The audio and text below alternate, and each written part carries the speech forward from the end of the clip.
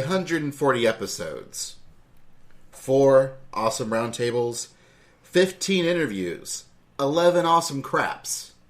But this is the 100th episode of the OSMcast.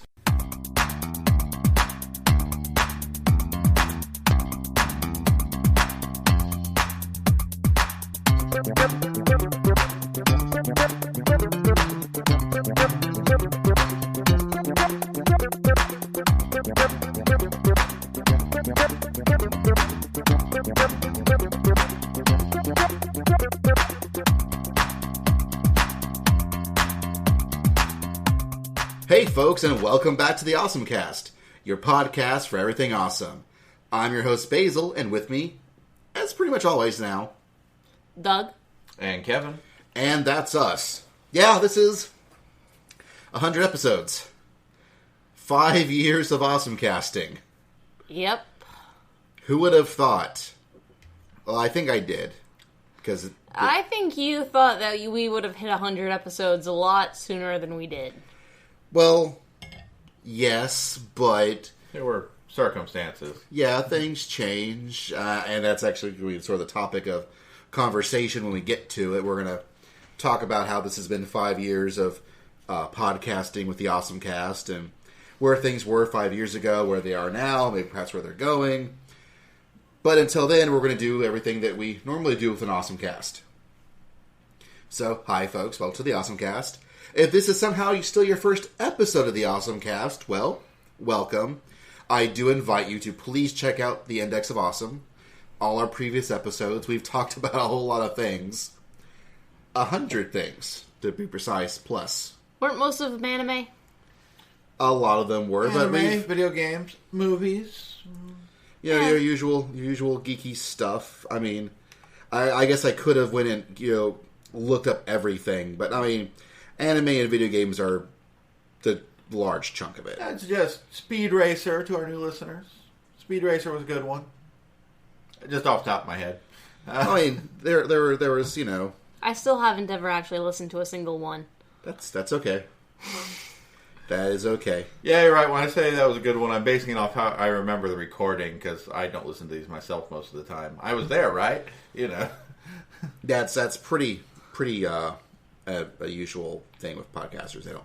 Yeah. Unless you're the one that's editing it, you don't usually listen to it yourself. Yeah. Huh. I'll listen to the ones I'm not in, but lately, that's not been many. Well, over the years, we've had a rotating cast. I mean, this is now pretty much the core cast, but, throughout the OSMcast existence there has been, the only one who's been in the vast majority of them has been myself. Well, as you are the one primarily running it, buying all the equipment and everything, that makes sense that you would be in all of them. Yes, except for the one. Which one? The webcomics. Oh, yeah, that's right. Which was its own sort of separate thing, but we still put it out there on the We OSMcast. hosted it, and, OSMcast banner, and it was cool, so yeah. we hosted it. Yeah. But that's cool. So anyways, OSMcast.com. OSMcast.com. Check out our Index of Awesome. There's the Awesome Galleries, where we used to take pictures at anime cons, but we don't really do that much anymore. So there are old pictures from anime cons. Like, that's one of the things I really kind of want to get back to doing. But our main photographer now it used to be like James. But James is now so busy doing his DJ stuff now that he has time for anything else. Well, talk to Barry about it more. See about getting him to get on that more. Because, he has that big fancy camera that he takes to conventions when he goes. He probably just doesn't realize that you want him to post pictures. That's probably true. And he's giving me pictures I just need to edit. Anyways, that's way more insider baseball. But if you want to send us an email, awesomecast@gmail.com. On the website, we've got our voicemail. If you want to send us a voicemail, it does still work. Thank you, Google, for phone numbers. You can leave comments. We're drinking some awesome Tennessean wine, as we do sometimes. Well, actually, this is the first time we've had Tennessee wine. That on our long sojourn back from Otakon, I saw a sign for a vineyard and decided I wanted to stop by in Tennessee. It was very beautiful. They had goats. Like, it was very picturesque. They do weddings there, and I could see why. Oh, yeah. It is a pretty, like... Well, there's, like, a vineyard that was right before it. Uh-huh. It wasn't nearly as pretty. No, it wasn't nearly as nice. I'm glad they had the sign that was saying, the second vineyard. And so we drove down to that second vineyard, and it was very nice. Because you get on this road, and next thing you know, like it gets way more hilly, and as you turn this hill, you suddenly see the vineyards on the hills. It's very picturesque. It was really pretty to look at. Every vineyard I've ever been to has just typically just been really, really gorgeous. I think there's something about growing grapes that just inclines a place towards being beautiful. And it was a much needed stopover from the terror of Virginia once we finally got out of the state that would never end. Oof, yeah, Virginia took forever to drive through and out of. You remember when we went to NecoCon? Yes. And we hit this point where we decided that, okay, well, we're all hungry, but we don't like any of the places that are at this exit. We'll just wait till the next exit to see what's at that exit. And then, like, an hour and 30 minutes later, we were still desperately looking for an exit that had food on it.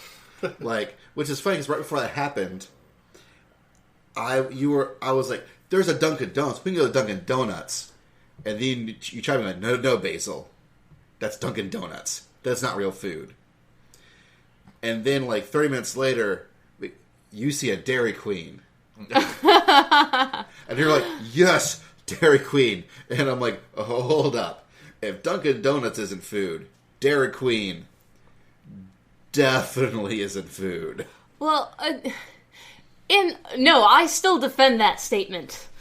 Dairy Queen is food, whereas Dunkin' Donuts is not real food. Because Dunkin' Donuts primarily has coffee, and they have donuts. If they have actual, like, meat at Dunkin' Donuts, I have never heard of it. If they actually serve you a meal that contains, like, chicken or tuna or hamburger or anything, I've never heard of that being from Dunkin' Donuts. I just might not have heard of it because I live here in the South, but I've never heard of Dunkin' Donuts having anything other than donuts and beverages.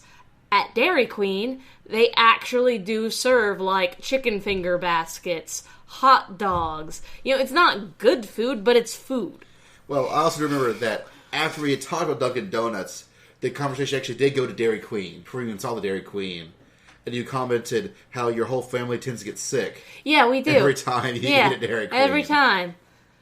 Yeah, so that's why you were very easily able to dissuade me from Dairy Queen. I was simply noting place with food. Although now, speaking of 5-year changes, they do sell like chicken salad sandwiches and things of that nature. Like Dunkin' Donuts actually has a pretty decent breakfast menu now. Would they have had it at that time at night? At least like the chicken like salad sandwiches stuff too. Well, of course, when we went, I don't know if they had that yet. Again, that's something else that has also changed, is that Dairy Queen now is selling much better food. Like, Barry and I often go and tabletop game with a friend of ours, and they live way far out in the country, and the only thing even remotely near their house is a Dairy Queen. And their chicken finger basket is actually pretty good. Don't know about the rest of their food. Yeah, I haven't been to Dairy Queen in a real long time. Yeah. But that's more for the actual main segment. So, now I guess instead we're going to go straight into Moments of Awesome. It's a moment of awesome. You need to just go ahead and write that into a song, because you always do the same one. Well, I try to be uniform. I think sometimes it makes it in. I don't know. I'm pretty sure it pretty much always makes it in. Yeah. I mean, that's one of those things that, we can no longer do like a thing for it, because you've now been so prolific in doing it. It would now feel really weird to not do it. Yeah, I guess maybe if we turned that into like its own like techno beat via James. I don't know, that might be something that we may convince him to do one day. But the techno remix of Moment of Awesome. But in the end, I don't think anyone else can even sing it. It has to be you. I think at one point James even had a separate audio file of just you doing it once, just in case we had to have a separate. We needed it. So no, you're stuck with that one, Kevin. That is what you've left as your mark. Well, there you go. Is the Moment of Awesome song. Yes. So then, what is your Moment of Awesome, Kevin? It can't be the song. That's pretty awesome. I mean, I do it, and I do it the same way. Yeah, I know it's only a moment, but it's a moment, and it's awesome. It's totally a moment of awesome. I don't know, because it hasn't been a lot, other than we went to an anime con. There haven't been a lot of changes. Well, you were talking about Symphogear like a week ago that you were debating on talking about. Oh, yeah. Because, maybe it's just my perception amongst my friends, but nobody's watching Symphogear. I feel that's an accurate assessment. Yes, but Symphogear, which is on its second season now, Symphogear G. In a nutshell, it's girls fight weird alien creature from another dimension with power armor powered by song. I can't think of her name, but her actual name, the voice actress who did Madoka and Puelli Madoka Magica, is the main character, Hibiki, who kind of stumbles into this because she gets a chunk of one of these things lodged in her heart. And then she can suddenly create the magical armor. The original owner dies in the first episode. That's a little bit of a spoiler, but so why should we want to watch this show, Kevin? Sell this on us. Sell it to me. Why do I care? It's got some really awesome action. The first season has some quality, all caps quality moments, because it's animated by Satellite, and the year they were doing it, they were also doing two other shows.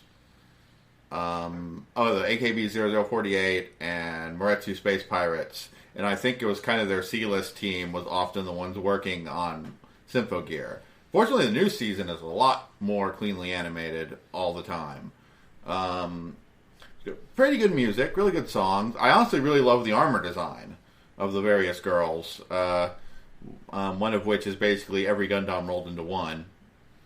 In terms of her abilities and weapons. The main character, Hibiki, she kind of has a big O piston action punch arm. It's pretty cool. And the noise, the other dimensional things that are creeping in and eating people and are horrible, have really eclectic designs. They look like, well, not to make another Madoka comparison, but they look like they're kind of almost animated in a different fashion than the rest of everything in the show. So they look very alien within the setting. So it's kind of neat. It doesn't have the deepest plot in the world. I mean, it's mostly there for cool action and girls being awesome. And tiny bit of fan service, but not as much as you might expect from the genre. And it's just, I really love the first season, and I'm glad they started up a second season, and I'm enjoying that so far. And I do hear people online talking about it, but amongst my circle of friends, it doesn't seem like anybody's watching it but me. And so I just want to go, watch Symphogear! I'm sure that if, say, you got a Twitter account, you could probably find other fans that you could discuss this with Kevin. But then I wouldn't be Twitterless Kevin. Unless you take the Twitter handle Twitterless Kevin. I possibly could. I don't know. I don't have a phone, so it always seems like Twitter is hard to deal with unless you have a smartphone.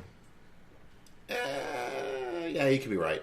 Which is funny because originally Twitter became popular because you could use it via text messaging. You didn't actually have to use a smartphone to use it.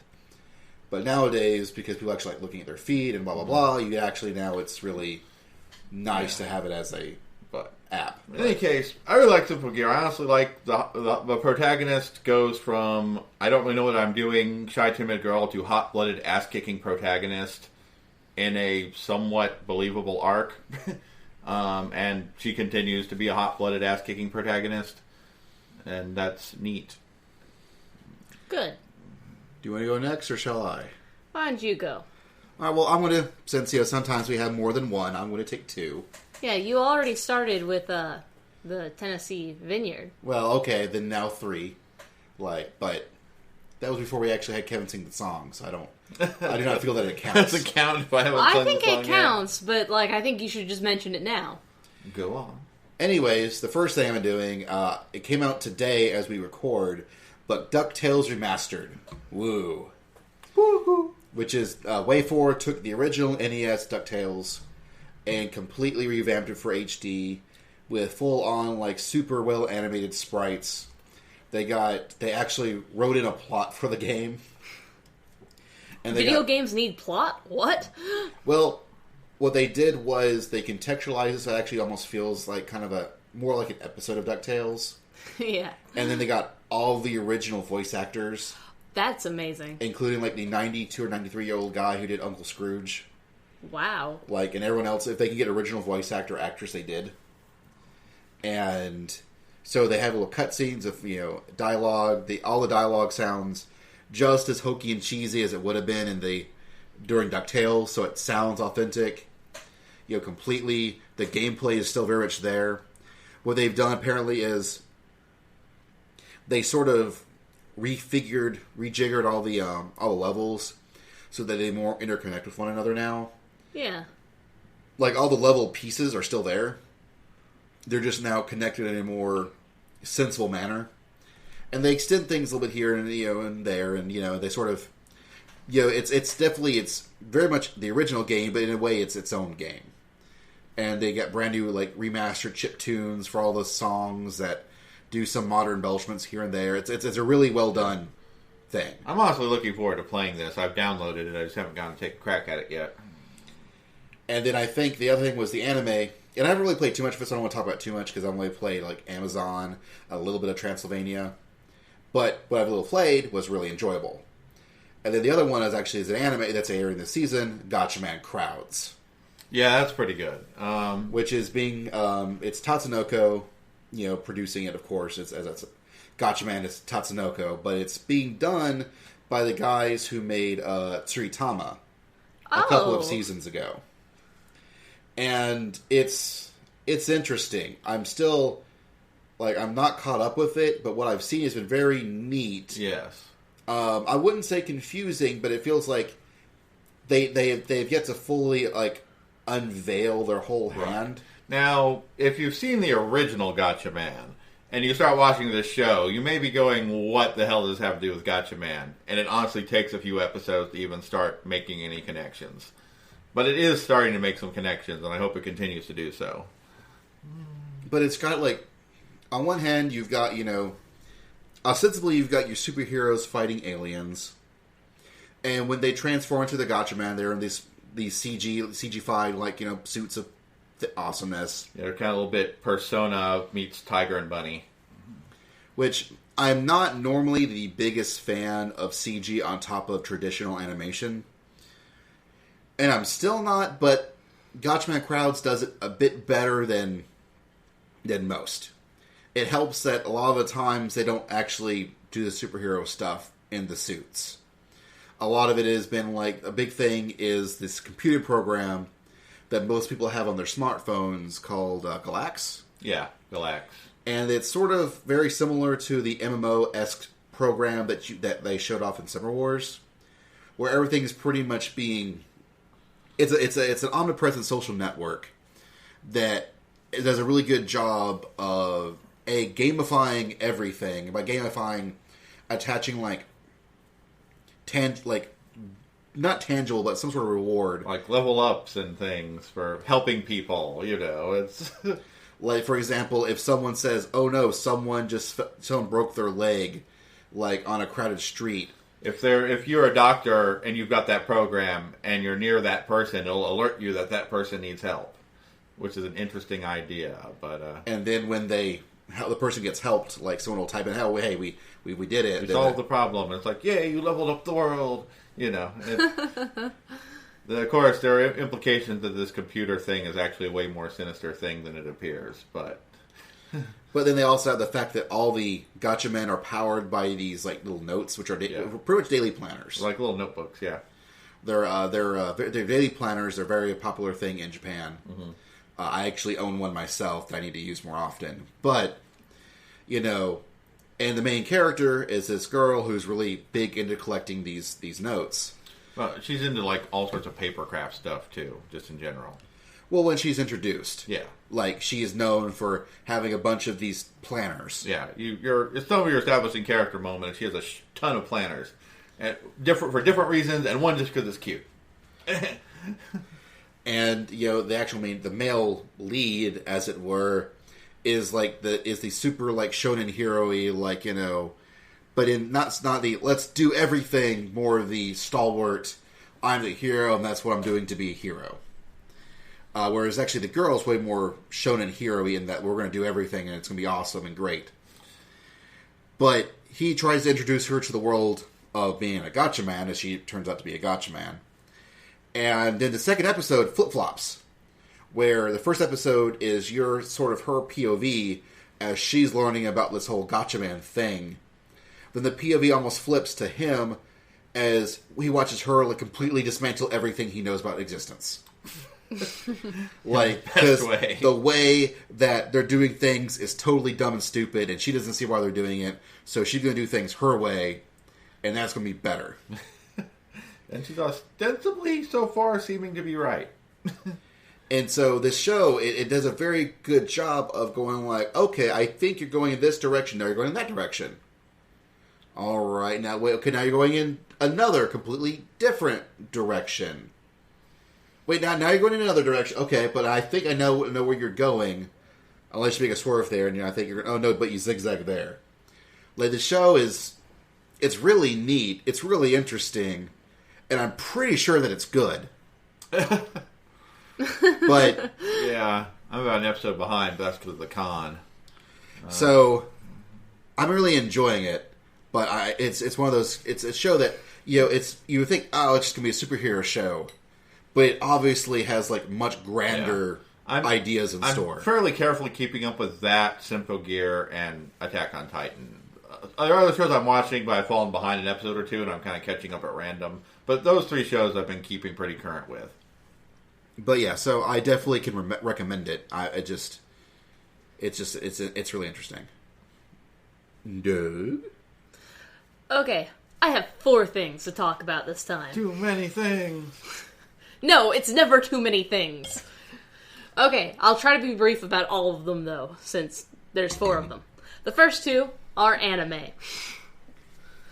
The 2 anime that I am watching from this current season of anime, is Mushibogyo, which is... It's more or less your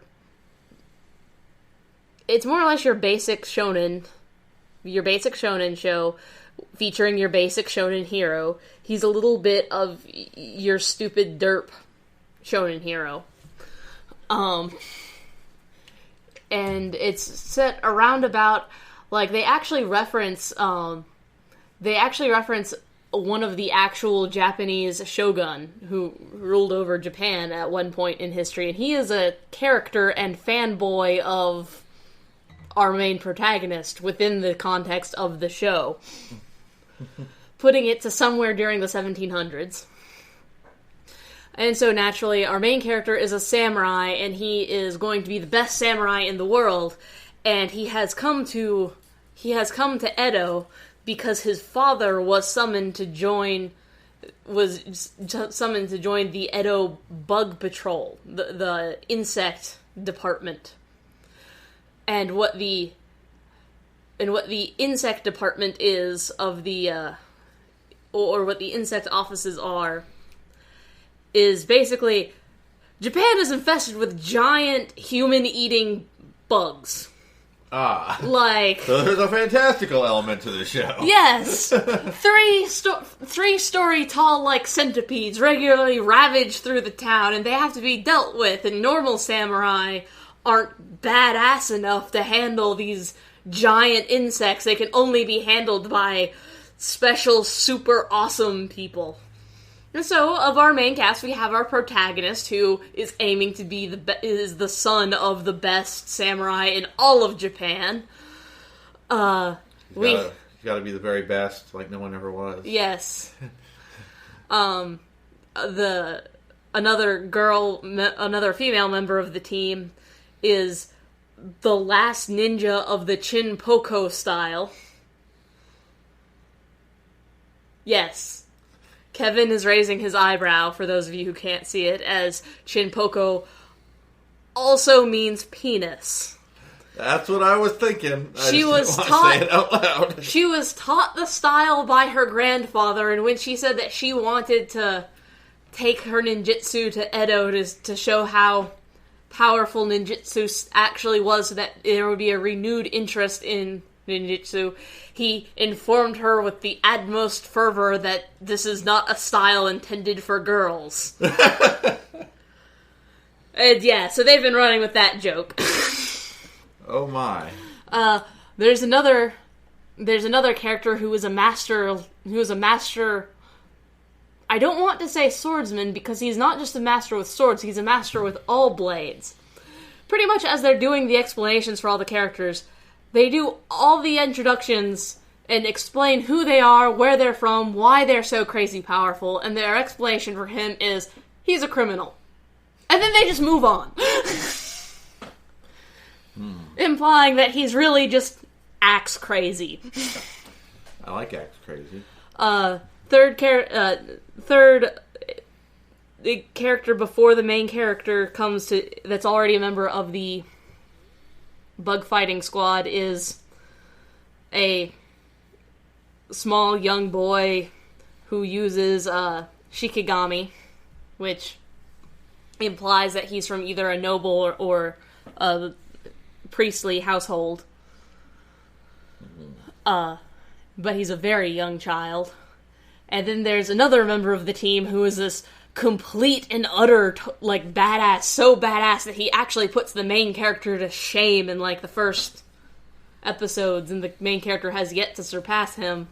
But it's kind of implied that he's going to. And it's basically a really cute little anime. For an anime about flesh-eating bugs. It's one of those things where it sounds horrific to describe it, but the way anime does it feels heartwarming. You watch it and you feel your soul get lighter. Well, yes, as it gets devoured by these bugs.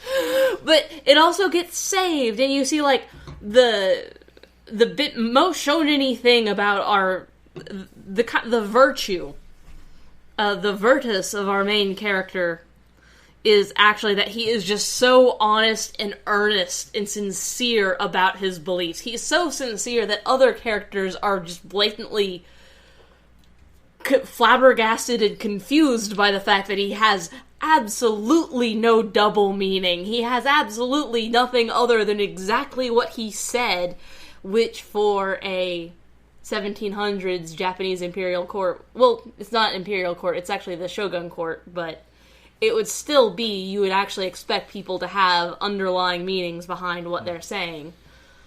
And so it is sort of a bit of, and that's probably part of how it manages to get its cute edge in, is just the earnestness of our protagonist. So what's thing number 2? Thing number 2 is another anime, to go a completely different route. Another anime that is currently airing is called A Sunday Without God. The premise for this anime is that God created the world, everything was nice and everything was good. This is a little bit of a spoiler for the first story arc, but again, it's something that is revealed within the first story arc, so I feel it's fair game to talk about as part of the premise. And it's never actually even confirmed within the first story arc. One of the other characters who meets our young girl protagonist, is, she's a gravekeeper. And it's the job of the gravekeeper to bury the dead. You partially wonder why is a little girl you watch the first episode partially wondering why a little girl has been tasked with this job of digging graves for the dead when there's this big town that she lives in that's full of people who love her. But, as the anime goes on to reveal, God has, according to the characters in the anime, God has abandoned this world that the anime is set in. And the explanation that's given by one of the other characters, and again, it's not really confirmed, is that God created the world, everything is well and good, And that continued on for a long time, but then God got bored with the world, and so God started granting people's wishes. And then people wished for so many things, back and forth, all which way around. People wish that nobody would ever have to die. Okay, well then people started wanting to die, so God started letting people die, but you just don't die when you die. So then people started wishing that they could have a way to die when they die, so that God made grave keepers, which is why this little girl was digging the graves. Because, for various sad reasons. And then, after getting fed up with everybody, making wishes and never being happy with their wishes, God got fed up with the world and left. And that is at least the theory that is proposed by one of the characters in the first story arc. We have yet to see whether or not this is actually true. I read a little bit of the manga long before this anime came out, and it was actually depicted as a Guro manga. For all the, walking corpses and things running around. It gets a little grisly, and I don't want to say this is a dark anime. It has its dark themes, but it almost feels a little bit like the dark themes are maybe they're going for that a little bit too hard, so it fails in actually being dark, but it does succeed in presenting you with a great mystery of going, why is this like this? And while I've explained one, premise of the overall world, I have not by any means explained any of the premises behind any of the story arcs. So that's one of the anime that's being released this season that I'm really enjoying. And I think other people should check it out too. The next two things are video games that I've played recently. And I don't think I mentioned last time, so I'm going to mention them this time. And I'm probably a little bit behind the curve on these. People have probably already heard of these, but if you haven't heard of them before, hear of them now. The first one is a PlayStation 3 game called Journey. And it is simply beautiful. The game is absolutely beautiful. It's a little bit... It's complete... I don't know how to even begin describing it. It's very, very scenic. The premise of the game is, more or less, you're on a journey. You're going somewhere. And that's more or less it. Anything else that it has to tell you with the story, it tells you with as much visuals as possible because there's no real audibles. Your main character chirps a little bit, but that's the only real... and there are occasionally, images, paintings on walls type images that give you a clue about what you're supposed to do next or show you what you've already done. Or summarize the story for you. But that's more or less all you've got. And yet, it's still a very heart-wrenching story. It's a story that really... It hits you on a strong emotional level, and it keeps going. And you can play through the entire game in a single sitting. When I first discovered it on Basil's PlayStation 3... I played it in one sitting before Barry even woke up, and then I played it again just to show him. Because it was absolutely beautiful. The other thing I've been playing a lot of is Tokyo Jungle. Originally, we were playing this on our own PlayStation 3, which is, this is my moment to fuck you now. Basil has been kind enough to lend us his PlayStation 3.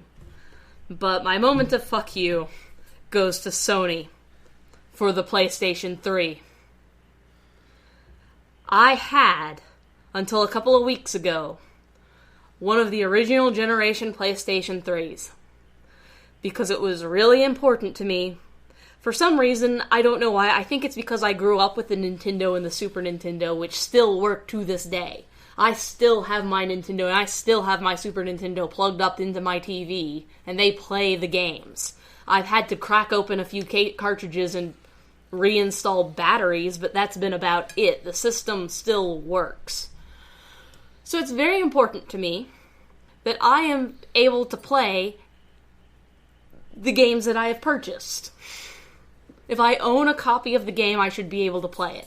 It's just kind of how I feel about it. Mm-hmm.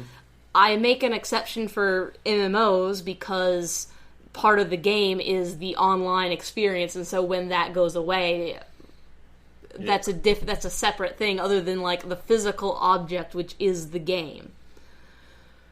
So, being able to play PlayStation 2 games was super important to me. It's why I went out of my way to make sure that my PlayStation was first generation, because it's one of the only, because I don't know when the PlayStation 3 stopped making them backwards compatible, but something Sony's been doing very, very quietly is reneging on the backwards compatibility of the PlayStation 3. It still plays PlayStation 1 games, but it doesn't play PlayStation 2 games. The first release, was it a 20 and 40? It was a 20 and a 60. The 20 and 60s did. They were backwards compatible, and they had built-in hardware backwards compatibility. But that's exactly why, that's why Sony reneged on their... Yeah, the 80 gig that came out, which was the first one I got, had software emulation. Well, originally they had both the graphics chip and the chip for the processor and the graphics chip. Mm-hmm. In both, in the original PS3s. Mm-hmm. I remember which one, they took one of them out and they replaced the other part with software emulation. And that was the 80 gig you got. Yeah. And after that, they dropped the backwards compatibility. After that. Because they took out both parts. Now, there are now several games that you can buy and download to your PS3 that are all fully software-based, backwards compatible. Yeah, I got God Hand and Ring of Red because I never owned those as PS2, and they're cool, but that's... But, well, I'm just so angry at Sony because, the PlayStation 4 is coming out really soon. Yeah. So, I probably am going to have to buy a PlayStation 2 and then wait for the PlayStation 4 to come out to buy a PlayStation 3. And I technically don't have to buy a PlayStation 4 anymore. Like, I don't have to keep buying into the game. But I probably will, simply because, I like playing games. Yeah, I mercifully sell a PS2 that works. But I kind of do feel... I am kind of angry that the system broke. Like, part of the reason that I've been able to keep my first generation PlayStation 3 for so long has been because I honestly really didn't play it that much. I played my 360 way more this generation than I played my PlayStation 3, and it's only been right here at the end of the generation, right as we're about to swap over, that I've really started to play the PlayStation 3 more than any other system. And so... I think maybe 2 really intense, like, I'm playing a game on this system sessions, and then it breaks. And so I feel heartbroken. I feel as though Sony sold me a faulty product, and everybody's just accepting it. Well, it's not hard because, you say that, but how many 360s did you go through? I went through, 5. I went through 5 360s. So back to a moment of awesome. I highly recommend Best Buy's warranty plan, which I think they no longer offer because people kept doing exactly what I did with my 360, where I would buy the warranty plan, but when the 360 breaks, it breaks in such a way that they can't actually fix it in the store, so they just have to give you a new one. So every time I took the 360 back to Best Buy, they would not only give me my 360, they would not only let me get a new 360, but the price of the 360 had dropped, so I actually had just enough money to buy a new warranty. And I did that for about 5 systems. So really, if you had never bought that one warranty, yeah, you would have gotten screwed way sooner. But this is ironic. Well, maybe not ironic, but it's like you take that all nonchalantly. Like, you assume the Microsoft stuff will break down, but you expect quality out of Sony. Yeah, weirdly enough, I just assumed that Microsoft's wasn't going to work. But which is really weird because both the PlayStation 1 and 2 both have their own issues. Yeah, 2's got some laser read height stuff, and 1, I don't remember, but it had some stuff. Well, it is true, and actually it all boils down to disc reading systems versus cartridge systems. It just reminded me, this is why Nintendo resisted moving to... disc-based for a long time. Resisted moving to a disc-based system.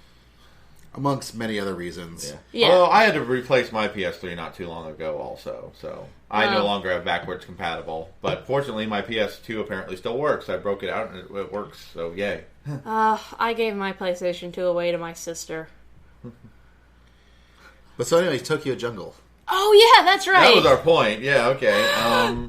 Okay, the whole reason I brought up the faultiness of the PlayStation 3 was that my husband and I had played Tokyo Jungle. We were actually playing it together because it's one of those games where it's actually really neat to watch somebody else play it. And we developed the system where we traded off, like, where we played it in turns. You know, he would get a turn and then I would get a turn.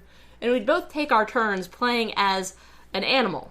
The setting of the game is that humans have, for some reason, mysteriously disappeared. And so now animals, animals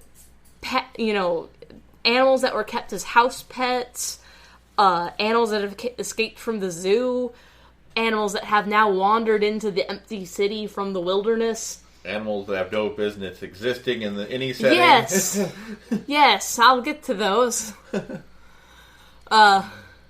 You're now playing as those. I think the two starting animals are the Pomeranian. Yeah, it's the Pomeranian and the Sika deer, which is a native deer to Japan. They're kind of a little tiny deer. Yeah, those are your two starting animals, and from there you unlock all the other animals. Like there's different unlocking trees that you go through. Some animals unlock unlock multiple animals, while other animals only unlock one. But it's this vast network of animals that you unlock, and at first when you're first playing the game, it's really, really hard. And then there's kind of a learning curve. Right now, Barry and I are at the stage where we can get to year 60 pretty easily. I've made it to year 125. This is year 125 of surviving after humans. And I'm aware that there are still people online who have gotten much, much, much, much further than this, and I doubt it was just one lucky run for them. But about year 60, one of the other animals starts to kind of emerge. And that is the dinosaur. What dinosaurs are doing, I have no idea. My best playthrough was that 125-year run as a tiger, and I was so excited to be a tiger. Like, something inside me was just like, yes, I am a tiger, roar, as I would just run from zone to zone to zone. And it's all set around the area of Shibuya Station. It goes a little bit further north of Shibuya Station, up to Yoyogi Park, and all the way down into the shopping district and the suburbs that surround Shibuya Station. But it's all set in that area of Japan, that little neighborhood. It was in that little area of Tokyo, hence Tokyo Jungle. Yeah. So I was a tiger running around in the Tokyo Jungle. Very proud of myself, because as a predator, you have to kill other animals and eat them for your food, and if you don't kill things fast enough, you will starve to death. If you're playing as an herbivore, you have to find grasses and fruits and things to eat that are growing, while at the same time avoiding the predators. And you also have to avoid better predators than you if you're playing something like the Pomeranian, which still needs to kill rabbits and birds and things, but needs to avoid the tigers. Yeah. But as the tiger, tigers need to avoid lions and apparently dinosaurs. But I was all proud of myself because I was playing as a tiger and I was really getting into it, and I had actually mastered how to take down a dinosaur as a tiger. It actually kind of broke my heart a little playing the game when one of the options is it lets you play as a beagle or a golden retriever. I think you can also download silky terriers as another dog type that you can play. They've got a fair amount of download ant content. Yeah, you can also download the panda. for extra content, but, it's got so many animals that unless you just love the game, you don't have to download that, and you'll still be very satisfied. But it always kind of broke my heart a little when I was playing as the Beagle, and I had to kill and eat Pomeranians. Or Silky Terriers. There was something about that I just felt was wrong. And, as a tiger, it hit me again. It's like when the Silky Terriers or when the Beagles or the Golden Retrievers came up after me and they wanted to... And, I was hungry, so I had to eat. But I still felt bad. And actually, that was probably the worst part of the game. Is I really wish I could turn off, I wish that I could turn off Silky Terrier and Beagle while I'm playing as Tiger. Nothing else. When I was playing as just like a normal house cat, that was fine. That was the natural order of things, but it really kind of... But playing as a tiger, when I got to year 100, and there started being like saber-toothed tigers hanging around the place, didn't feel any guilt about killing those and eating those. Felt absolutely... Okay. Yeah, felt absolutely more confident in my awesomeness as a tiger. And what actually killed me was, surprisingly, I made the mistake of going down into the sewers. Now, is this really spoiler territory at this point? I don't know. If it is spoiler territory, I don't know what the spoiler is, because Tokyo Jungle is so weird. Mind, this is before I realized that there was a story mode. But, I got killed by a swarm... my tiger finally got killed by a swarm of, Homo erectus that were hanging out in the sewers, and that didn't make any sense. So that inspired me to go back and look at the story, and we realized that we should have been alternating between doing the story and survival mode in order to unlock and figure out what was going on. And that's immediately when our PlayStation 3 died, and so we've had to been catching up to where we were. I'm just shocked that, I know it has a thing called story mode. I'm shocked that there's an actual story there. Evidently there's an actual story there. And so far, it's pretty cool. I still don't have any explanations for the dinosaurs and... Well, we have no explanations for dinosaurs or humans, really anything. But stick with us, as we're about to get into a whole lot of babbling about a whole lot of things. We're going to look back at these past 5 years, where we were 5 years ago, where we are now, what could things be in the future.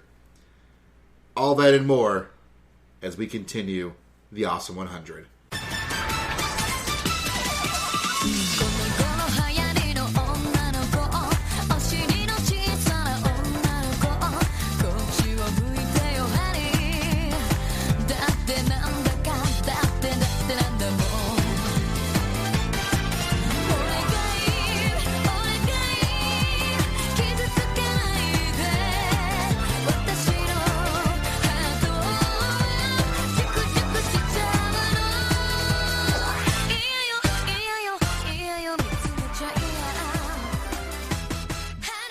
Welcome back to the OSMcast, your podcast for everything awesome, here in our 100th episode. 100! But before we get into things, here are some messages of congratulations we got from Twitter. Like from Jam Jam, congratulations. Jared N, congratulations, man. John Robbins from Chainsaw, congrats. Can't wait to hear it when you release in 2015. That's someone who knows us. That's a listener. That's a fan right there. No, a fan of ours is a guy who goes on Twitter by the handle @PassionTentacle. Ah. And he has been through us through thick and thin. He has always listened to us. Aww. Whether we've done only a couple episodes that year or a bunch of episodes that year. And the guy tends to feel down on himself as he's a geek and a nerd, and sometimes we can do that to ourselves. Aww. And I just want to let him know, as well as everyone else who listens to this podcast, you are all amazing, wonderful gentlemen and ladies who obviously have consummate taste because you listen to us babble. And so no matter how down you think you are amazing, and you are awesome. And we know this because we're the OSMcast, the podcast for everything awesome. Nice plug. Yeah. for ourselves Yeah. on our own podcast. Yeah. But really, I'm plugging you people. That didn't sound right. But you know what? I'm going to go with that. I still remember as Basil was eating dinner with us saying, "No, I'll get a hard one again later." And I did. He did. Delicious taco night. Oh, yeah. Taco you know, night. saying it's taco night doesn't make it sound any less wrong. It's true. No. It's true. Nothing more untoward than the literal interpretation of that statement actually happened, to my knowledge. So, here it is. 2013. It's September. No, August. We're in August. Not September yet. Thank God. You better put this up before September. Oh, let's look up. Yeah. This is going up next Monday. This is, I'm hoping we have crossed the 2015 next year borders. We've been releasing, updating on time for 3 podcasts in a row now. Woo! We are doing well. But our first episode happened in March 8, 2008. 3808. And so it's been some time. Yeah, it has. We started with Rock Band.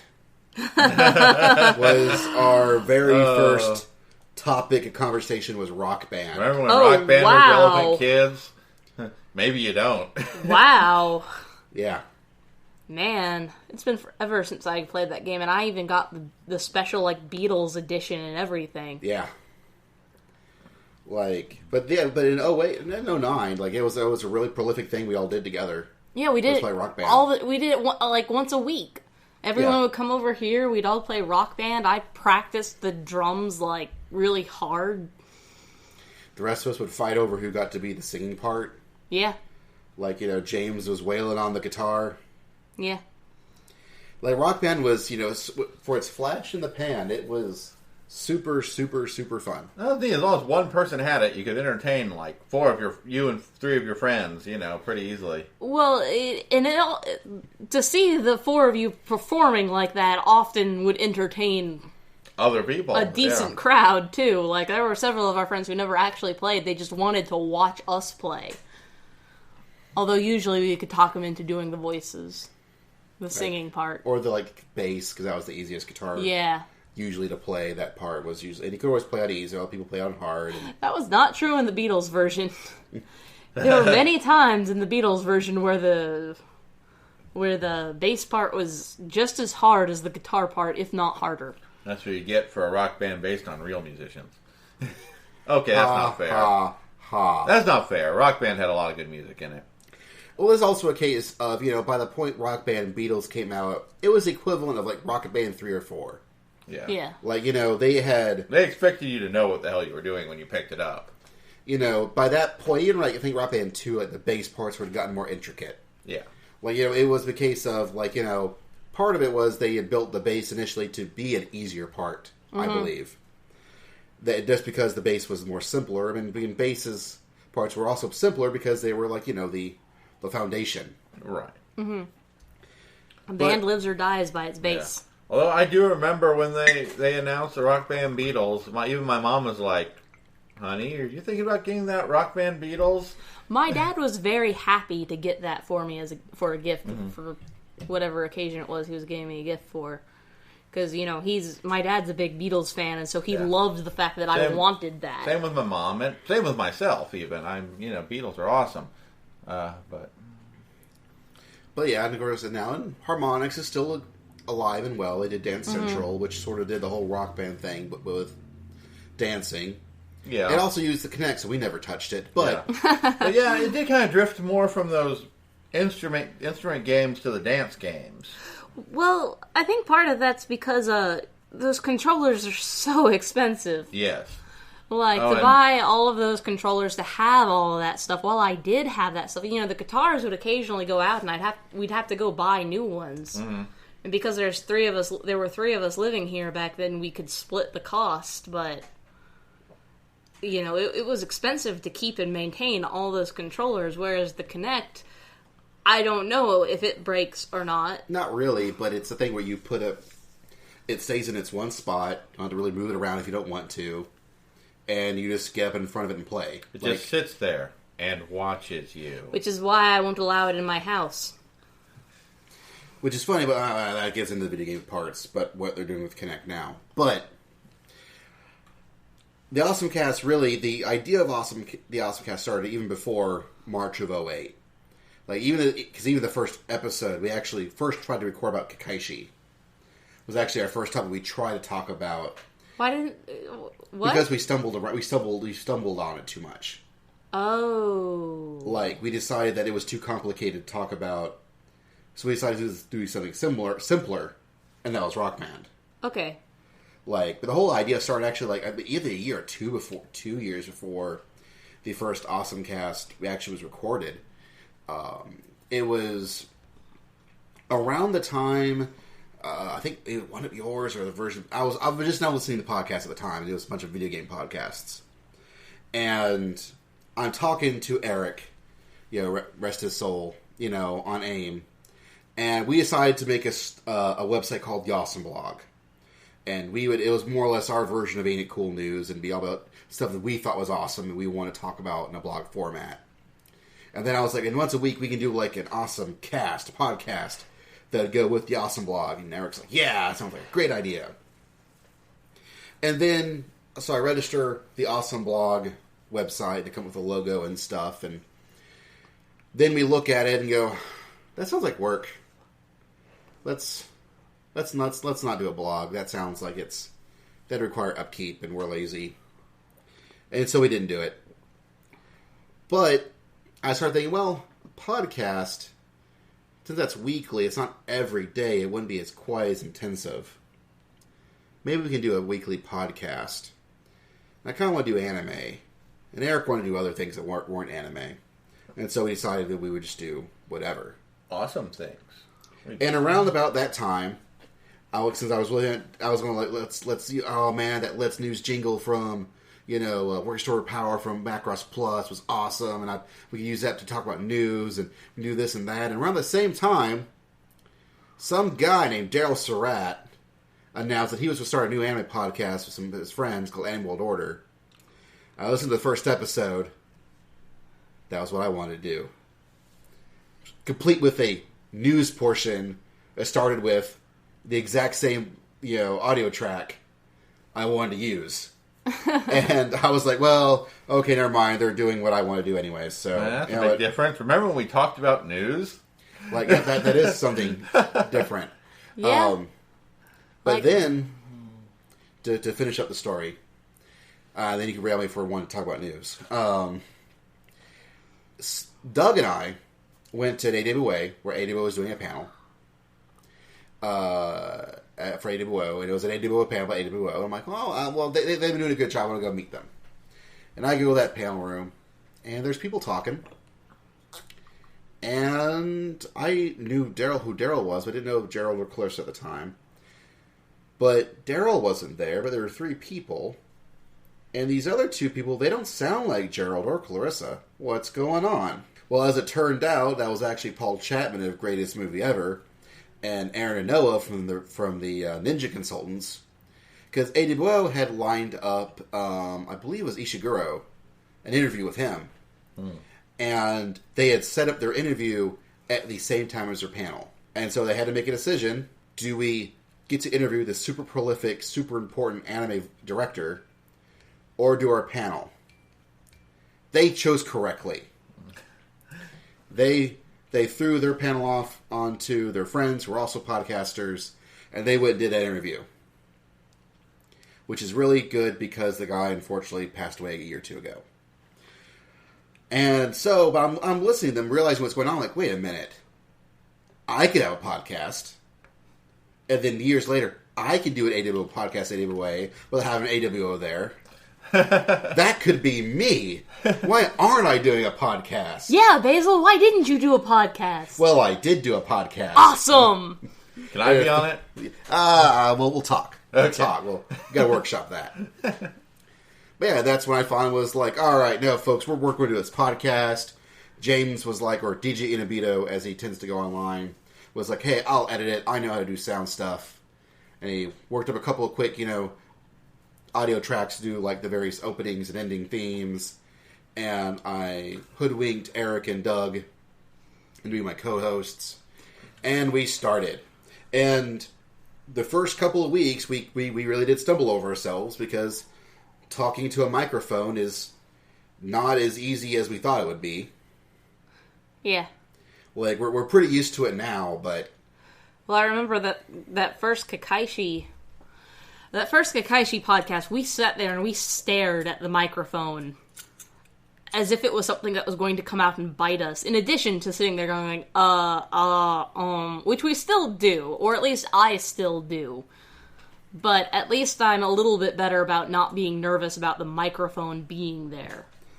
Yeah, like, you know, because originally the whole idea was that I felt that my friends and I, we have somewhat, I believe, at least I like to think, we have somewhat, you know, interesting conversations, and I kind of want to record them for prosperity, or prosperity. Posterity. Posterity. One of those words that I cannot pronounce. Kind of like hyperbole. Hyperbole. Yeah, I screwed that one up during the Red Line podcast. It's the hyperbole! But, you know, and... That could be its own anime.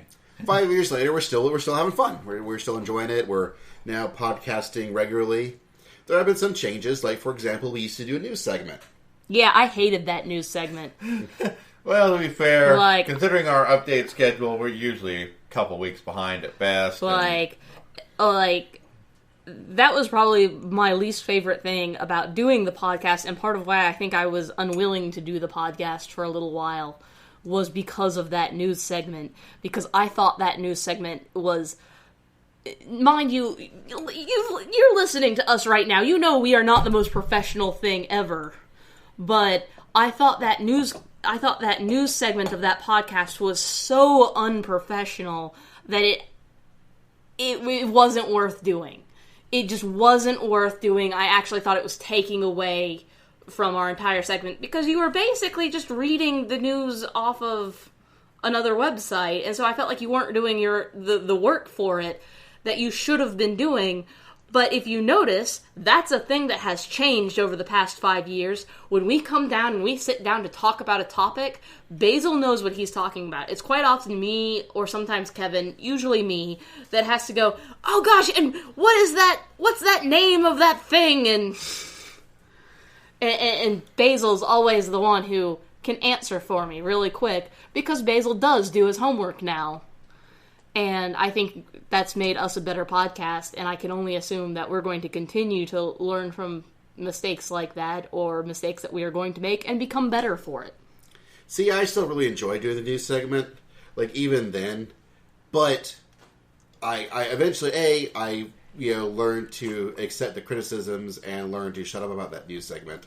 And then, eventually, like, James decided that he no longer didn't have time to do a weekly podcast, and we needed to switch to an every other week format. So once that happened, especially, it was suddenly, well, like, news originally being a week old was one thing, but suddenly 2 weeks old, that was getting to be really bad. And so... It became very pointless to have the news section. Very pointless, and so we dumped it, and eventually Moments of Awesome became a more important and more primary focus of the first half. Or the first major segment of the OSMcast. And so that is one of those things that has the OSMcast sort of has changed in its format from the beginning to now. So, there's that. One of the things, primary things have really changed over the course of these 5 years has been anime. Yeah, that's true. Like, especially how we consume anime. Because 5 years ago, fan subs were still very much ruling the roost. 5 years ago, I was making the argument for fan subs. I was the one sitting down at the table going, look, the fact of the matter is that fan subs are giving me the better product that I want. And now, I'm a 100% like subscription to streaming service fan. Like, through Crunchyroll, through Funimation's thing. Yeah. Even Funimation's thing, I can remember a podcast where I was sitting there going, oh gosh, and if Funimation would just do something, would just fix their thing. And apparently they're working on it. Like, I can get it on the Roku now. Oh, man. I remember when Crunchyroll were like the skeevy guys rebroadcasting fan subs. out of the streaming. Well, that's what happened around 5 years ago. That's what it was. Yes. Like, now they're the dominant, most important force of anime in America. There was some kind of deal with the devil made is the only explanation I can think of. They somehow got the real legal clear rights to all these shows. But, 5 years ago, DVDs were, still in single, like, three or four episodes per disc. Yeah. $30 a disc. Nowadays, box sets are primarily the format that we get on. You usually get at least 12 episodes a pop. For like $50 or $60, Yeah. which is still way cheaper overall than the $30 for like 4 to 5 episodes if you're lucky. So that's another thing that's changed. Now, I think what I've noticed on DVDs is not actually like it is usually 12 to 13 to even 15 episodes being spread out over 2 discs. In cases of larger anime, maybe 3 discs. It is, again, it's still echoing your statement of, we're getting fewer discs, but more episodes on the discs. The discs are the same price, so more bang for your buck. But, like, DVDs are still a little bit expensive, but because there's now so much more content on them, it's so much more worth it. And if for those shows you really love and you want to own it, and I did that with Noin. Like, I really love Noin, so I bought it even though I watched all of it.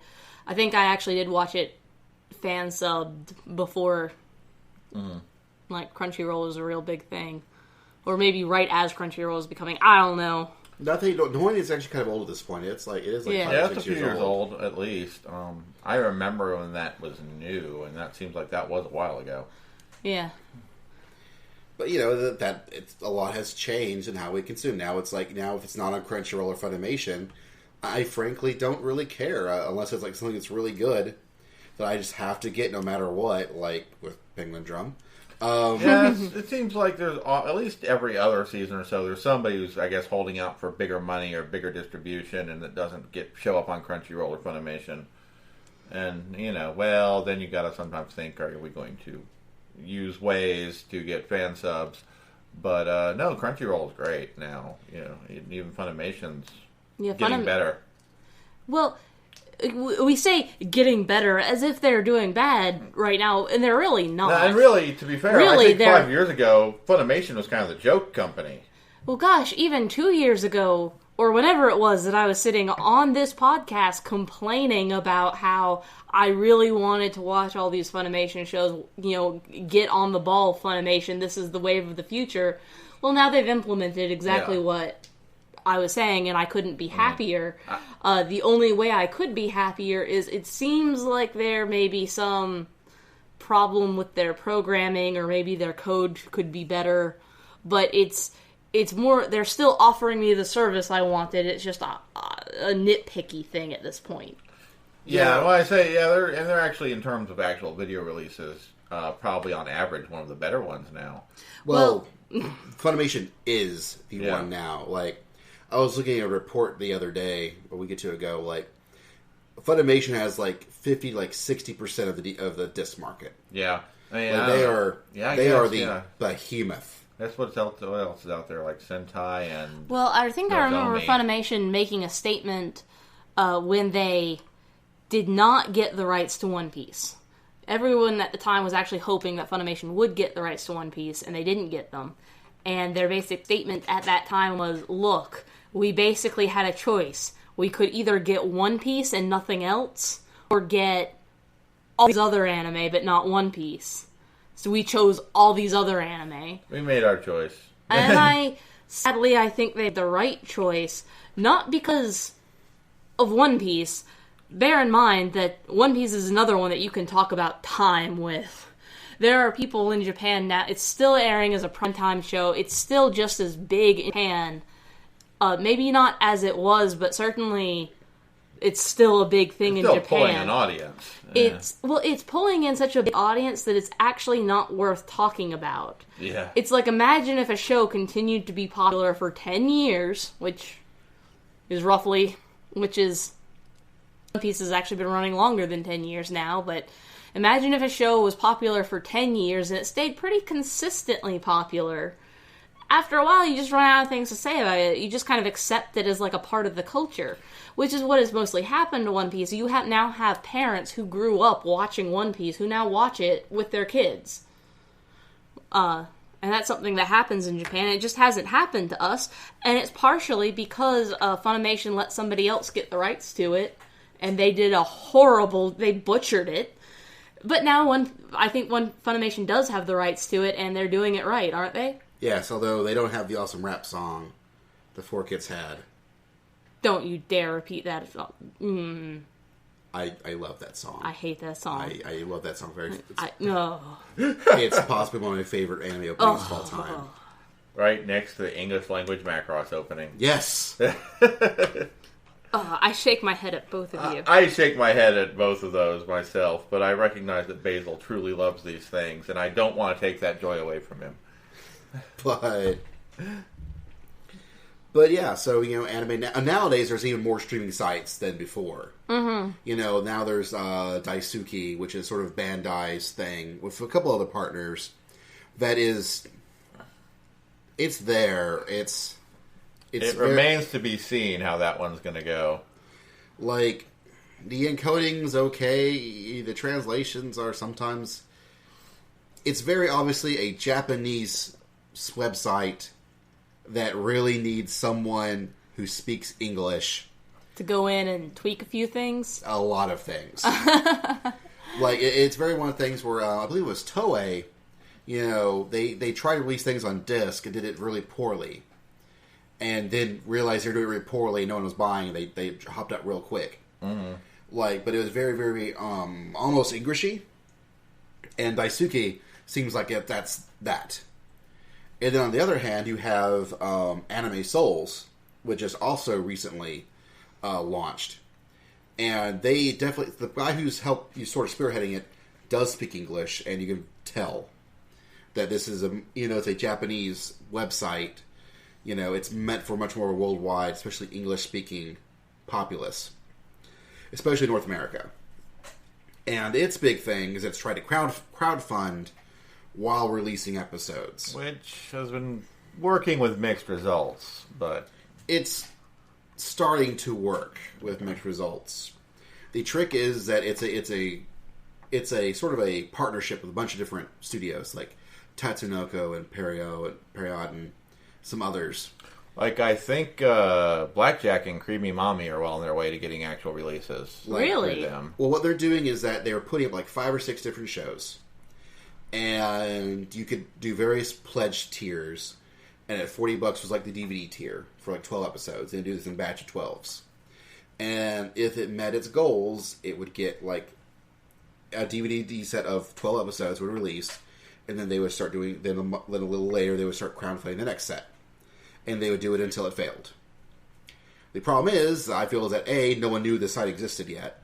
Yeah, the word's getting around, but it did not have great marketing.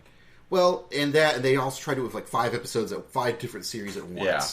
Where they try to do Cream Mammy, Old Yatterman, New Yatterman, Blackjack, Ninja Robots. Yeah, Tobikage and... I want New Yatterman so bad. Well, I think they had Classic Tekkaman. That didn't work either. And out of all those, the only 2 that succeeded was the first set for Cream Mommy and Blackjack.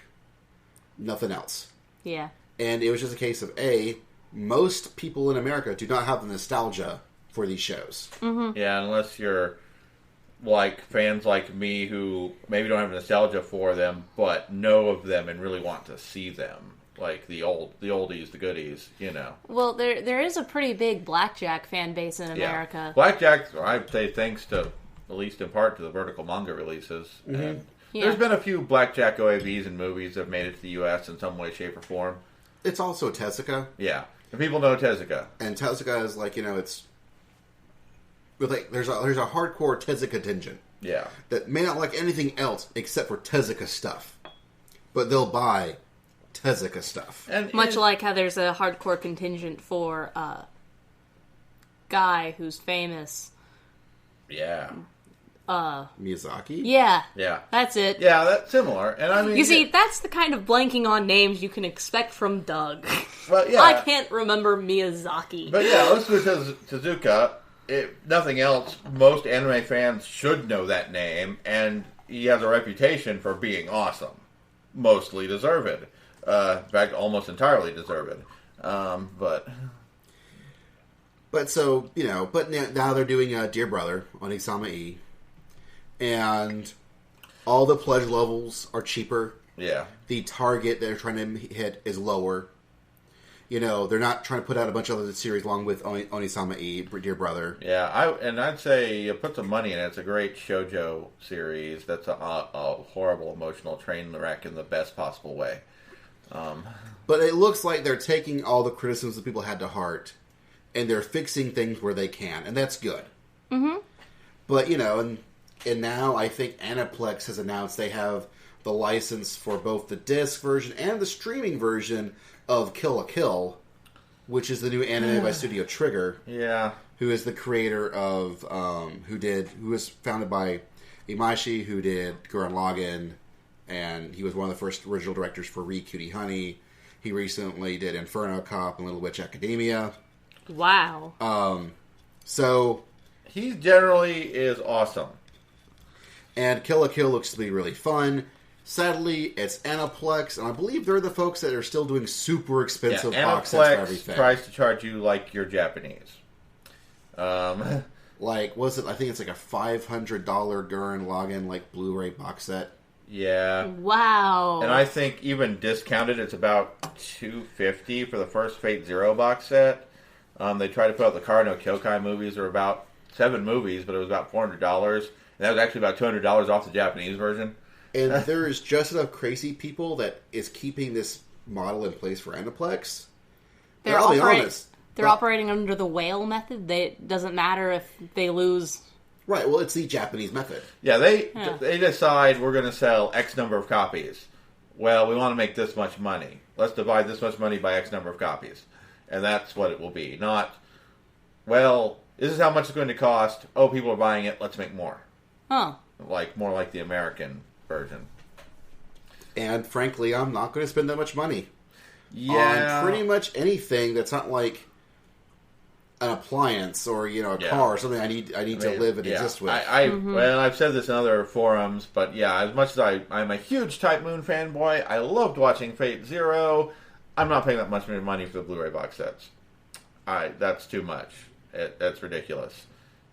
And so, while I'm sure there'll be people who would buy these overexpensive sets, I'm not one of them. And that makes me really sad. And hopefully, however Kill la Kill comes out in streaming, I'm really hoping that this just means that Aniplex has the licensing rights, and so they'll sell them to, Crunchyroll or Funimation or throw on Hulu or something. Who knows, maybe it'll go on Daisuke. I mean, who knows how they're going to do it, or maybe they'll set up their own website. But I really am hoping that it goes on Crunchyroll. Yeah. Just because out of all the platforms for streaming, they're still the most stable. They're still overall the most reliable. Only Netflix, I think, gives me a more reliable stream. And Netflix is getting more subbed anime recently. Yeah, I've noticed that too. Netflix also... Yeah, they've got more subtitled anime. I mean, they have anime on there. Lots of dubbed anime, but they've... Well, every anime that they have on there, you can choose to have it either dubbed or subbed, but... Unless they've gone back and added the sub versions back in, there's several that don't have the subs. Okay, let me take that back. What you just said is correct. There's several that do not have the subtitles. However, most of the new ones that they've been adding... recent editions have had a subtitle option, which is really fantastic. Tokyo Godfathers, which is excellent. The Full Alchemist Brotherhood. They've got Digimon in English and Japanese, and they're actually in there as separate shows, which is kind of weird. But I guess there's enough difference between the two in editing that they couldn't just put one up with English and voice and Japanese voice track. Well, it's also a case of when Netflix was around, they're streaming stuff. The infrastructure for doing dual audio really didn't exist yet. Yeah, that was just something that people would want. That was not that's never been a thing. Oh yeah, and they've got Bubblegum Crisis 2040 on there, which I don't love, but it's a thing that exists. You can watch in Japanese. But so that's anime, and they're getting more. And I'd like if they went back and replaced some of the other stuff they have with the dual audio version. but that remains to be seen. Netflix has so many good things. It's nice to know that overall the anime industry, especially in America, sort of has, calmed down, like, all the craziness. Because we've had a lot of companies, like, fall off and die. Yeah, in these 5 CPM years. and AD Vision both went down. Yeah, I remember about 5 years ago on this very podcast, you were bemoaning the state of anime in America.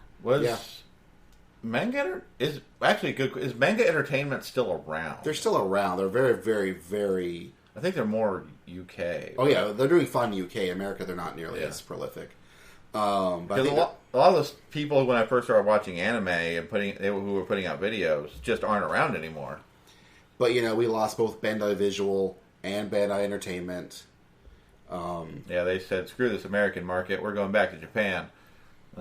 Yeah, pretty much. And we lost our Turn A license for it. But, hey, both Sentai and Funimation have picked up a ton of those old Bandai licenses. Like, we're now going to be getting Cowboy Bebop on Blu-ray. Yeah, Funimation got the A-list shows, and Sentai got the B-list shows. But that's okay. Some of those B-list shows are pretty excellent. Like, we're getting Overman King Gainer back in print, so I can actually buy it. Yeah, I'm just hoping that's all that's important. My issues with Sentai make me hope they just take the original versions and just put them back out again and don't mess with the dubs or subs, because they honestly are not that great about it.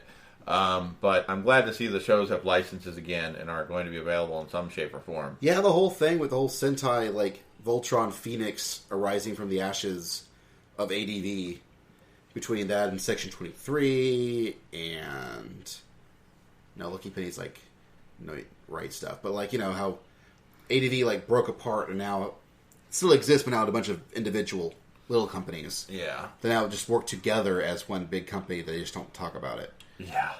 But then you got stuff like Right Stuff now exists, and it's producing anime releases. Yeah, they used to just distribute, and now they're, they give us our Retainer boxes and our Rosa Versailles boxes just recently, which are some of the best anime DVD boxes I've ever bought.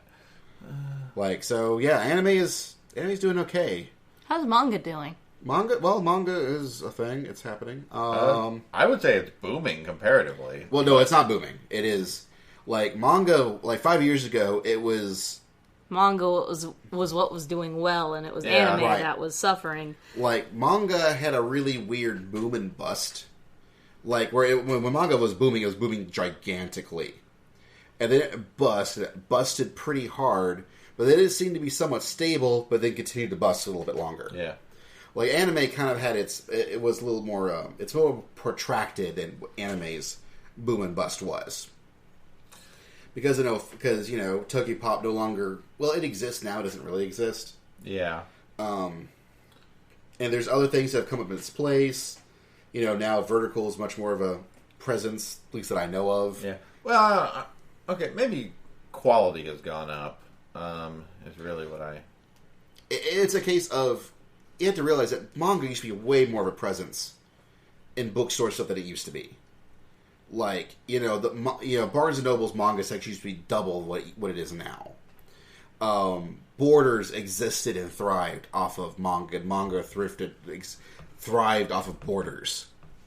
Like, much like how Suncoast really hurt the anime industry when it went away, Borders, gutted the manga industry when it went away. Like, there is, manga has hit some real lows. Now, I think one of the reasons that we don't notice it as much is because over this interim, I've become a much bigger manga fan than I was 5 years ago. Whereas I used to buy manga monthly. Like, I would go and I would buy it just like I used to buy comic books. But I just don't anymore. If I hear about a good one, I'll borrow the books from you, but I don't really buy it much anymore. Well, I think a lot of it is because, unfortunately, as far as I've learned, trusting comic book stores to give me my manga, that has proven, at least for us, it's proven to be an absolutely unreliable source. Yeah. Like, that's why I started going to the bookstores rather than the comic book store, because, and it's not even actually the comic book store's fault. Just about every comic book store has to go through Diamond as their distributor, like, that's just who Marvel and DC set up to be the comic book store distributor. And I think comic book store owners, in order to get Diamond as your distributor, you have to, like, pledge something that you don't use another distributor, but I could be wrong on that. But I do know that the ones around here, they use Diamond as their distributor and Diamond as their only distributor. And Diamond values the business of large bookstores like Barnes & Noble, Books A Million, much more than they do the independent one-shop-only comic book store. So if they only have 15 copies of this particular manga, and Barnes & Noble wants 10 copies to carry in its warehouse, they're only going to, and 7 different little stores want one, Diamond is going to give the 10 copies to the larger store, and then just the other little stores can just deal with it. And so that's often what happens to comic stores, and why they're not able to get in your order for a manga is just because the distributor just didn't give it to them. So they're in just as much a frustrated situation as you, the consumer, are. But it's part of why I started going to it's why I started going to Barnes & Noble to buy my manga, was because I couldn't rely on the local comic book store to get it anymore. I would still go there for other comic books, but... And nowadays, when I tend to order my books, I tend to order them all through Amazon. Yeah. Yeah. I get Prime. It's worth the money. I get, internet. Yeah, I get some of the stuff I can't get on Netflix. I automatically get via Amazon. Yeah. I even share my Prime account. You can share it with people in your household. So I share it with my parents, and they pay a bit of my Prime. So we split it 3 ways basically. So everything I get is 2-day free shipping. That really helps with manga because I get it close to release or soon after release date. And so, yeah, but, before, a couple years ago, I really wasn't really buying manga at all. And now I usually get a couple books every month. And for me, manga, I think, definitely in our, because I talk about manga a lot now. Maybe that's why I get the impression it's booming. Because they're booming through my They're sales. booming for Basil. Basil's putting manga through college. Yeah. Although, certainly, there are some of the companies, like Vertical's a good example, who put out really high quality. What they do release, they put out really high quality stuff. Well, and through our times, we need to get an interview with him one day. Is Ed Chavez, who is one of the directors, editors at Vertical, who is now a friend of the podcast. Yeah, why haven't we interviewed him yet? Because every time we have the chance to, we're usually all of us are busy or drunk. Or drunk. Well, things like 80 Way, he's always super busy, running his merch booth. Yeah, that's true. Like at Hamacon, we were busy running Hamacon. Running a Hamacon. Oh, it was great at Otakon with Ed Chavez dressed up as Ramba Ral from Gundam, promoting the Gundam The Origin manga. That was great. He makes a great Ramba Ral. He really fit the outfit well. Yeah, it's because he can grow all the best porn stashes. Yes.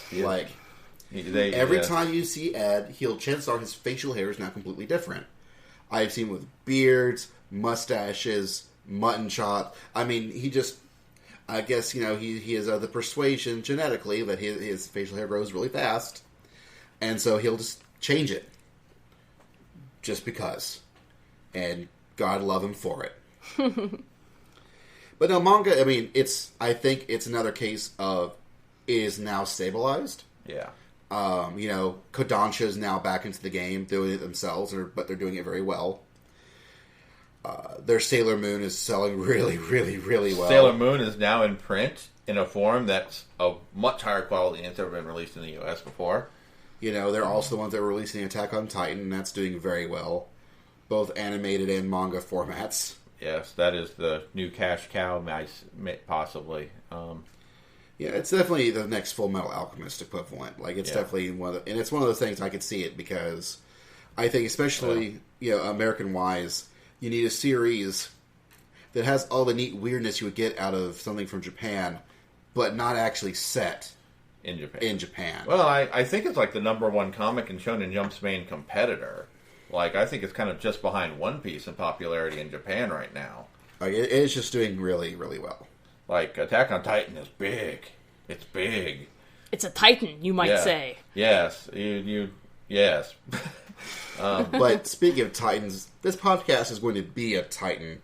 So we're going to take a short break and come back with even more stuff as we look over this past 5 years of awesome. Yo! Yayo! Dreamin'. Don't give it up, Luffy. Don't give it up, Zoro. Don't give it up, Nami. Don't give it up, give it up, give it up, give it up, give it up. Here's how the story goes. We find out about a treasure in the Grand Line. There's no doubt. The pirate whose eye is on it, he'll sing. I'll be king of the pirates. I'm gonna be king. Yayo, yayo, yayo. Oh, oh. His name is Luffy. That's Monkey D. Luffy. King of the pirates. He's made of rubber. How did that happen? Yo ho ho, he took a bite of gum gum. So we've talked about anime and manga. Although one thing we forgot to talk about actually was the current state of Neon Alley, which is the linear service thing. What is the current state of that? Well, okay, so originally we recorded a side B that I never released, mostly because right before I was about to release it, the ANN cast had an interview with guys from Viz to talk about Neon Alley, and one of the questions I asked, why is it a linear thing?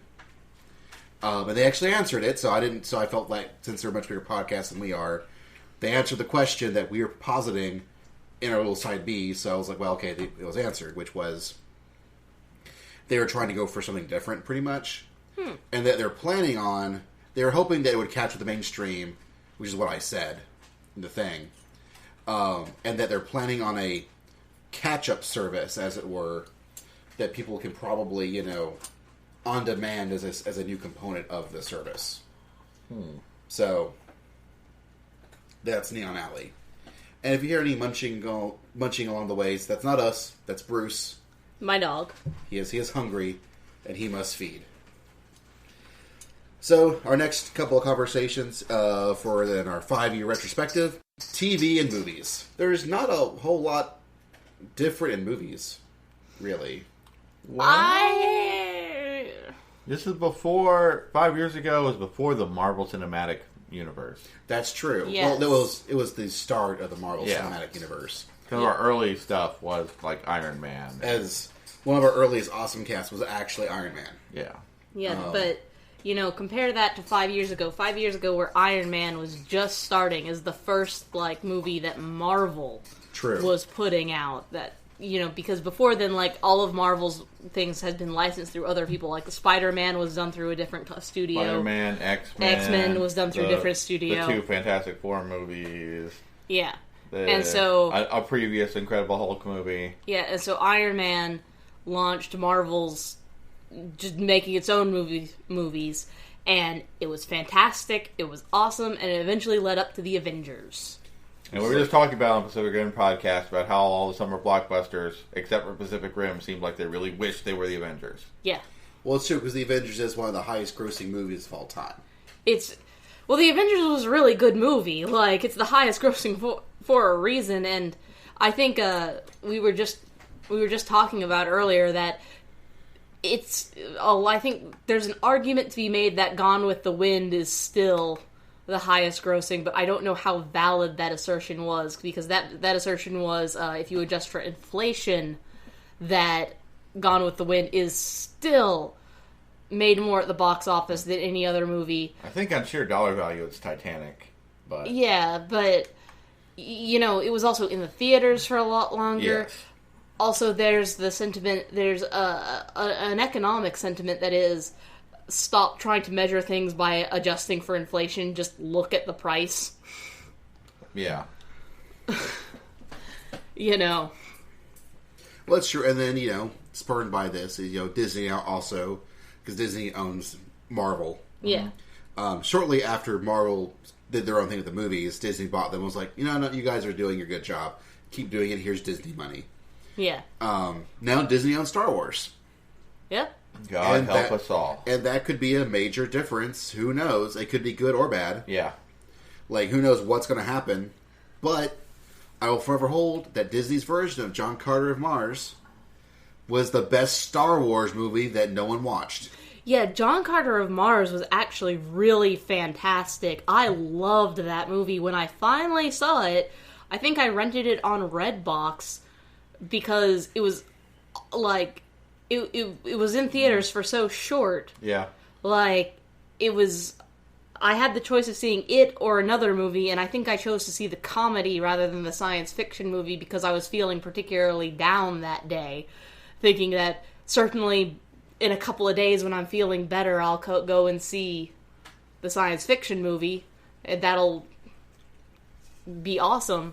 But by the time I was feeling better, it was gone. It was not entirely what I would call a faithful adaptation of the novel material, but it was a fun movie. Well, it was good enough that it made me go and read the novel when I hadn't before. And there's some stuff I'm surprised. I'm honestly surprised they left that he was a Civil War soldier in there. But a Confederate one at that. But I'm surprised they didn't clean that up somehow or modernize it. Well, I don't know what's wrong with it. Maybe because I'm from the South that I don't know what's wrong with it. But part of the point was that he was a Confederate soldier. It's not that he agreed. No, it's just part of his background, and it mostly it's just fun on Mars and woohoo, I'm superhuman here. Ha ha, fuck you, four-armed guy. Yeah. And it's good. It's pulp science fiction action, and the movie genuinely succeeded in that kind of flavor. So, but I say not much changed, but those have been big changes. I've really discovered my love of Nicolas Cage movies over these course of 5 years. I've discovered my amusement at Nicolas Cage. Well, sometimes. Do you remember the Sorcerer's Apprentice movie with Nicolas Cage? I sincerely think that you could tack that after every single line Nicolas Cage said in that movie, you could tack on "because I'm Nicolas Cage" or some variant thereof, and it would work, and it would still be as dramatic and awesome as it was with him not saying it. Well, true. Nicolas Cage is an interesting actor, he's almost always fun to watch, but sometimes you've got Not the Bees Nicolas Cage. And sometimes you've got, what's your favorite Nicolas Cage movie, Basil? All of them. I don't know, the Drive Angry Nicolas Cage. I don't know. There's Drive Angry, which is him just being, that's just really his morning commute. I really don't. Yeah. Like, the trick is that Nicolas Cage is a shamanic actor. Yeah. That he channels his roles. He does not just act them; he lives them. And, or like, what was the movie with Ron Perlman? Season of the Witch. Best D&D movie ever. That movie was amazing. And so, Nicolas Cage, when it comes to Nicolas Cage, he's an actor that I have really mixed feelings about because, on the one hand, in all of those are they American Treasures or National Treasure? National Treasure. In all of those National Treasures, I felt he was miscast. I'm sure that he as an actor probably loved playing that role, but I really thought he was miscast. I really thought that role should have gone to somebody else. I thought it looked awkward to have Nicolas Cage playing that role. But then in Season of the Witch, he was utterly fantastic, and he was perfect and wonderful. And I probably wouldn't have thought that he would have been perfect and wonderful, but he was. And The Weatherman was one of my favorite. I loved his performance in The Weatherman. And I really thought that was a really powerful movie that made a statement. But at the same time, in Sorcerer's Apprentice, I thought it was laughable, so... Which, in Sorcerer's Apprentice, really felt like it was, a National Treasure 3, just... With magic. With magic. So, I guess I enjoy watching Nicolas Cage movies, too, but... I usually watch them with a different sort of candor than you do. Yes. It's a little bit more of, what's he gonna do now? Whereas what's he gonna do now? But, movies, they're pretty good. I don't really watch more or less movies than I do in any given year. Just, movies come out, I see some of them. I watch a fair number of movies, yeah. Aside from... I watch a fair number of movies. I go and see a lot of movies, actually. And I've actually been seeing less and less. And I don't think that this is because I'm maturing or anything. I'm seeing less and less, mostly because I actually do think that movies are getting worse. I don't know if this is something that's happened in the past 5 years or if it's something that I've just become aware of, but it really does seem like more and more the movie industry isn't making new things. Everything is based off a book or a comic book or something else, or a revamp or a revamp or a reboot or a reimagining of something from the past. And I just really wish they would just make more new movies. And what new movies they seem to make seem to all be romantic comedies or just trashy comedies. There's the intellectual comedy. I think the last one I saw was Hot Tub Time Machine. And let me just repeat that for you in case you missed it. I think the last witty comedy movie I saw was Hot Tub Time Machine. And I'm gonna leave it at that. I think my last one was Hot Fuzz, but that's Well, but then again, thinking about what we earlier started off with, but Basil, the Marvel stuff. Yeah, that's kind of the... I don't know if that's the exception to the rule, or if that's part of what's spurning this movement on, is that the Marvel stuff has come out, and it has been fantastic. And it certainly made an upshot in comic-based movies. Yeah. But everyone wanted to be the next Iron Man, or what have you. Yeah, but... So, I do think that the Marvel movies have changed the movies that are coming out in theaters at the moment, but... At the same time, I think that maybe it's a little bit because of the recession. The studios aren't wanting to take as big risks. It's possible. I mean, this is something that has been building up over time. Mm-hmm. Like, every year, I usually see at least one article, people lamenting how everything's a remake or reimagining. But then again, on the opposite side, when the Star Trek reimagining first hit, we were all really excited for it. And we all really enjoyed it. So, while I do love original things, like I love Pacific Rim. Yeah. I just love the reimagining of Speed Racer just as much. Yeah. And I do want to say, I don't disagree with what you're saying, but my dad is a big film noir fan, and he watches a lot of Turner Classic Movies, and even a lot of Turner Classic Movies, and even AMC, American Movie Classics. There's a lot of really horrible old movies out there, too. We tend to, I think, to remember the cream of the crop or the exceptionally bad ones from the past. And we maybe don't remember all the kind of mediocre, semi-crappy ones that drifted through. Fair enough. But what's kind of weird for me is that, theoretically, I have a Netflix subscription.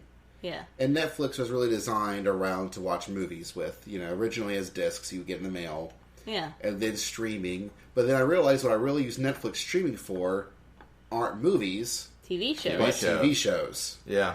But Netflix is a great way to catch up on TV shows. Yes, it is. Actually, there's... one of the things I've noticed about how TV has kind of been changing... I think when we first started this podcast, House was really big. The pseudo-detective drama. Mm-hmm.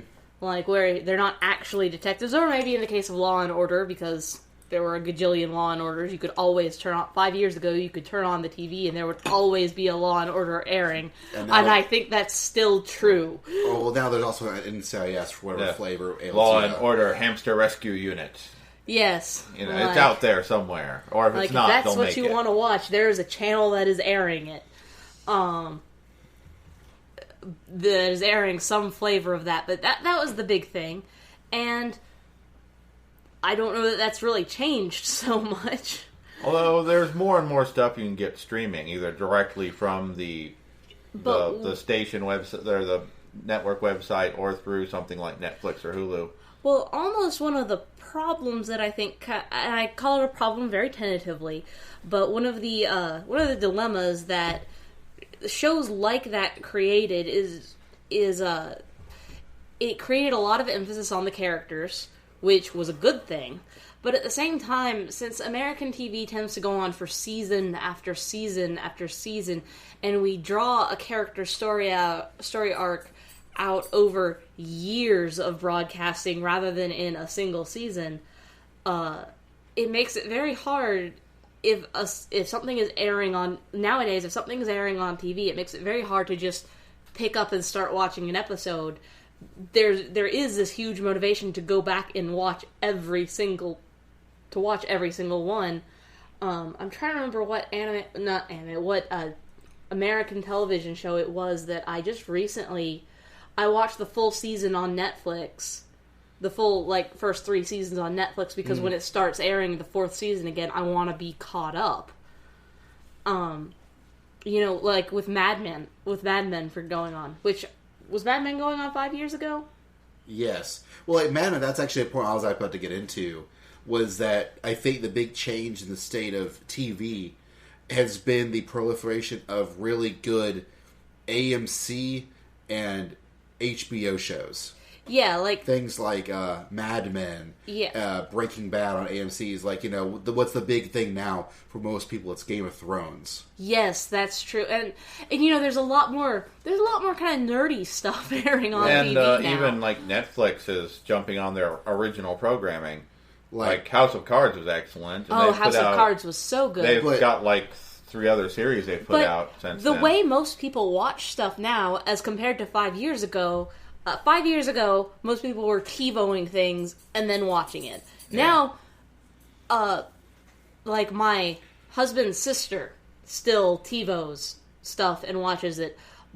And if you want to watch your series, right then, as soon as it comes out, the people who want to watch it right then, as soon as it comes out, still TiVo it and watch it when they can get to it. Whereas people who are content to wait until the season releases, like Barry and I are, we'll wait until it comes out on Netflix and we watch the whole season.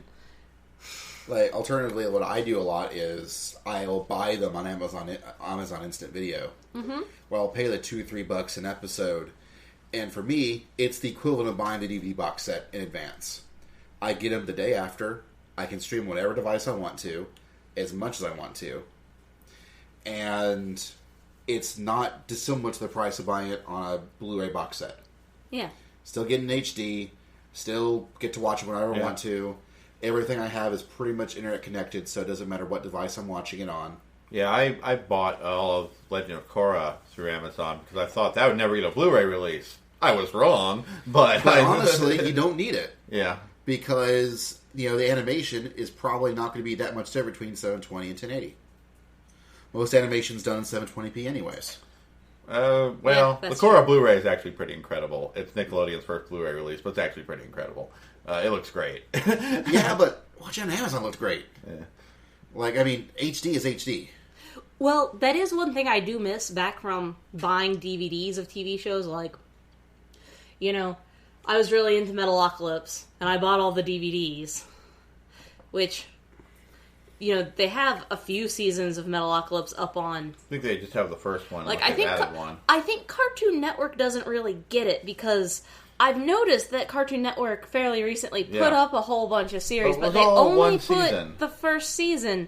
And so if you're trying to catch up, for example, the Venture Brothers. Venture Brothers now has this drastically convoluted plot going on with all these reoccurring characters, and if you missed a season or you missed an episode, they're probably going to make a reference to that thing that you missed, and you're not going to know it. I know Adventure Time's about at is in their 5th season, or maybe even starting their 6th now. I'm a little confused. But they've got season 1 on Netflix. Yeah, and if you're trying to watch it on Netflix for the purposes of catching up to know what's going on in the current season, it's like Cartoon Network doesn't get that that's what people are using it for. Now, I do think they have the complete Dexter's Laboratory. But that's old. That's old. That's very old at this point. And that's getting no new episodes, most likely. But my point is more just, I think Cartoon Network doesn't get it, but at the same time, when I was buying DVDs of TV shows, I bought Scrubs and I bought Metalocalypse, There would always be DVD extras. Yeah, that is, I think, the main reason to buy the DVD now. I love DVD extras. I love them so much, and you don't get those on Netflix. Right. You don't even get those on Redbox. And that was another reason why I actually then bought the Cora Blu-rays, because commentary on every episode, and lots of little making of and other little goodies. Yeah. And I like the commentary. I like seeing how they made things. I like that stuff. If it's something I really like. Like, there's plenty of movies I could just watch on Netflix and be done with it. And I'm like, oh, that was nice. But for some stuff I really love, I want the DVD or Blu-ray, and I want the making of. I want the director's commentary. When I watched Cabin in the Woods, I actually got that. I actually watched that from Redbox because it was just a few days before it came out on Netflix. But when I got Cabin in the Woods, I actually regretted the fact that. Well, I didn't so much regret the fact is I lamented the fact that I couldn't access any of the DVD extras on the Redbox edition, because apparently that's some sort of deal that the studios have worked out that the extras are not on the rent or streaming. Oh yeah, editions. That's got good extras. The commentary is good. And the making of stuff is very interesting. Because after I was done watching that movie, I super wanted to see the extras, but I couldn't because that's not the edition I had. If I wanted to see those, I guess I've got to buy the DVD or borrow it from somebody. Yeah. I guess I'm with a weird one that I don't usually do the extra stuff that often. Well, a lot of people don't. Yeah, I have heard people who actually produce this stuff make the comment that nobody really. Oh, I think Scott Pilgrim vs. the World is about 5 commentary tracks. And one of them's literally the B-list actors. It's like Scott's roommate, the bitchy female friend, Scott's sister, and it's these are all the B-list characters, and they're even in there going okay, the day after premiere, we're all really hungover, and no one's ever going to listen to this commentary. Let's do this, But it's actually a pretty good commentary. Well, I think it's partially that I think the studio producers are wrong, that people do actually really super like the commentary, but the thing is that nobody thinks that it's worth shelling out an extra $30. About the exception, I think, maybe being Peter Jackson with the extended Lord of the Rings, which have more special features than you can imagine. And yeah, probably. I've seen them all several times because my mom loves those movies, and she will watch the movie, then watch the special features.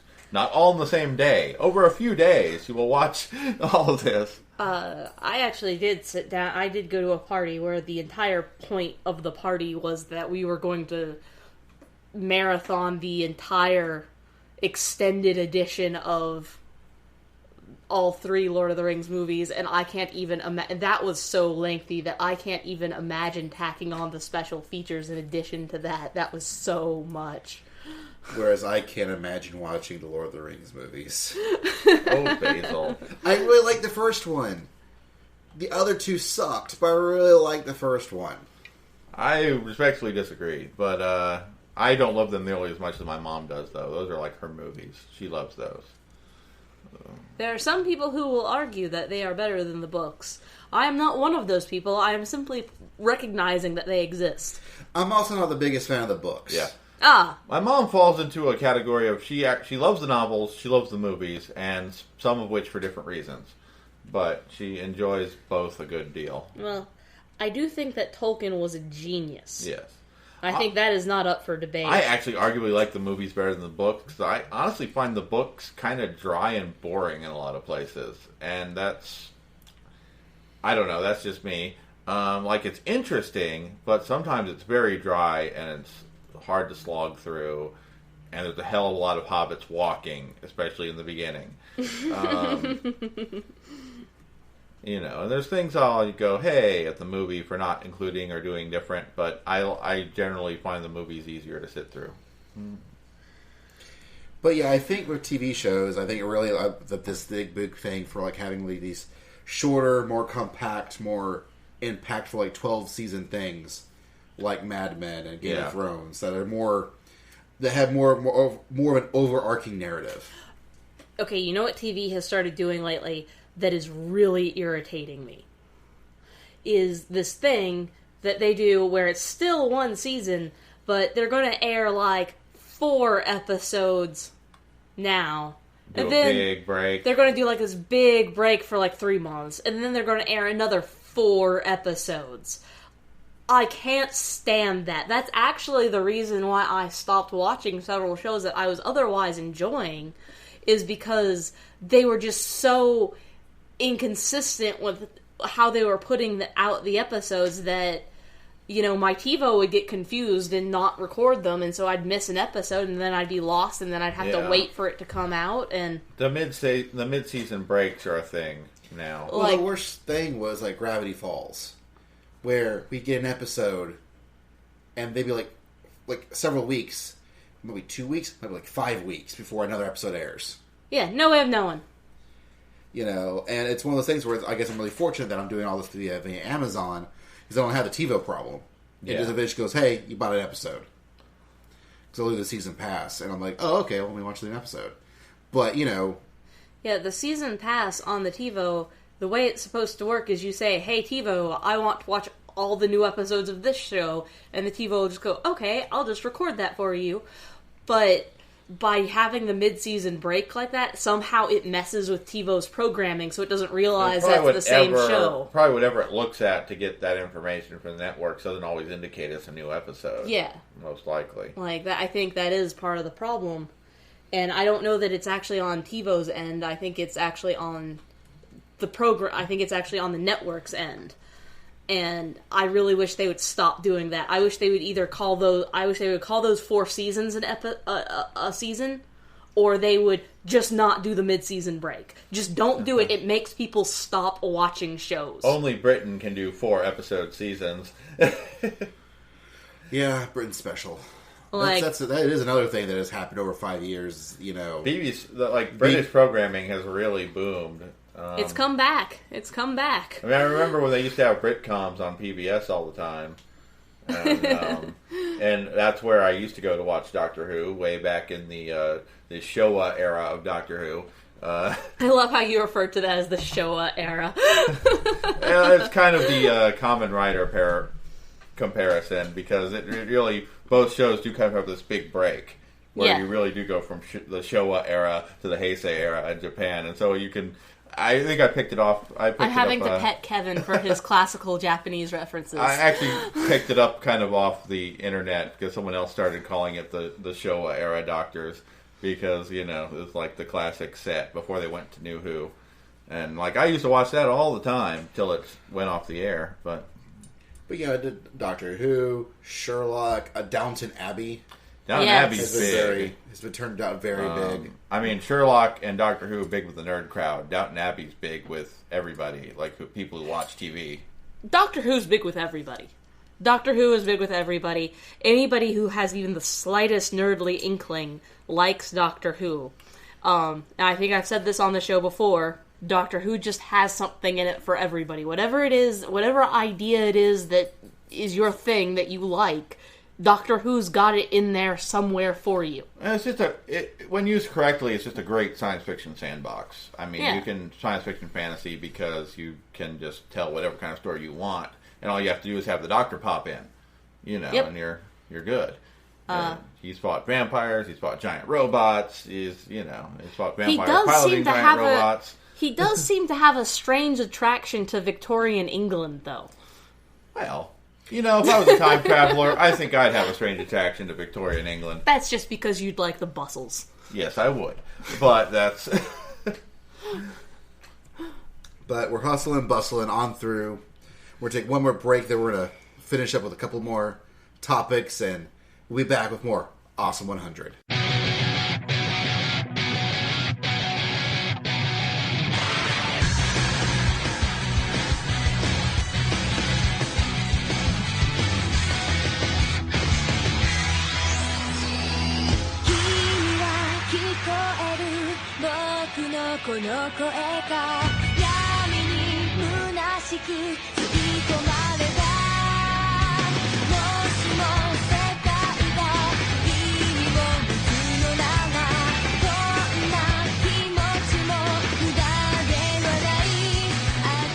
Welcome back to the Awesome 100. 100 episodes and 5 years of the OSMcast. 100! Yeah! In 5 years. Yay. So we started off with anime and manga, sort of our Yeah. stalwarts. Our bread and butter. And then we went into TV and movies. They're sort of very simpatico topics. Yeah. And our last two topics are the more interactive things, which are conventions and video games. Let's start with video games and move into conventions. All right. So video games were a thing. What's a paladin? Silly Kevin, we're not talking about Blue Exorcist. Okay. So, as far as video games, so 5 years ago, we already mentioned that 5 years Rock ago Band. we were playing Rock Band really hardcore. There's clearly been a movement from the elaborate controller to now the more motion-based controller, much like the Wii and the Wii U, but even more so repeated in that awful camera that I don't allow in my Kinect. house. The Kinect. Well, it's one of those things where, the like, devil's eyeball. 5 years ago, Microsoft successfully put in their bid to be the next generation console.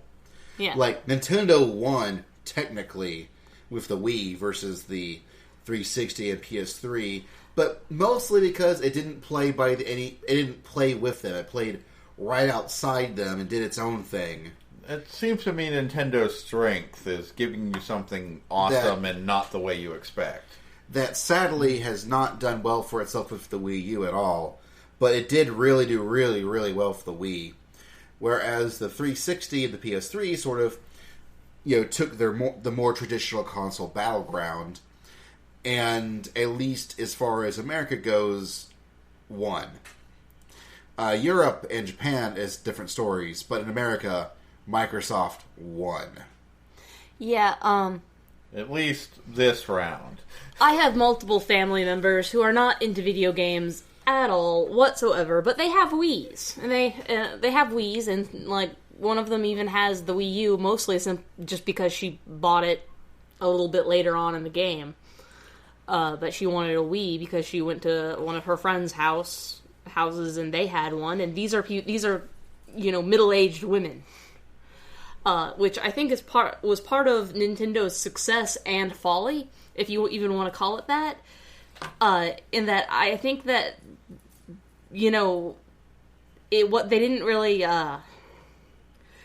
they made a gaming system that appealed to a much broader audience, but it wasn't necessarily geared towards what hardcore video gamers wanted. Yeah, there was a big appeal to the casual gamer. And so for a lot of people this was good, and for a lot of people this was bad. But it simply was what it was. Yeah, it was very hard to convince Nintendo to put out some of the more serious gamer titles. Like Xenoblade Chronicles is a good example. Well, that's also a case of Nintendo did not remotely try to keep up with graphics at all. Like, it was still an SD system, because at the time, high-definition TVs were not the norm. But over the course of these 5 years, they are now defaulted the norm. They're literally the norm because you cannot get not HD TVs anymore. Not easily. 5 years ago, I had a top-of-the-line HD TV, and last podcast when I looked at you and said, Basil, there's nothing awesome going on in my life right now. One of the things that had gone awry, in addition to my PlayStation 3 breaking fairly recently, was also a few weeks before my TV broke, and I had to go out and buy a new one. And even though I had a 1080p television beforehand, now that I had this new 1080p television that's the same size as the old one, it still looks so much better that it actually made me wonder if I really had HD before. Just because the quality is just so much... It's just so much greater on it that I can barely even express it. I felt like I must have been duped, when I bought my TV 8 years ago. But then again, I recalled that it was top of the line 8 years ago, and technology has just progressed so far in that time span. And it's been to the detriment of a lot of gaming companies just to keep up with the graphics demand.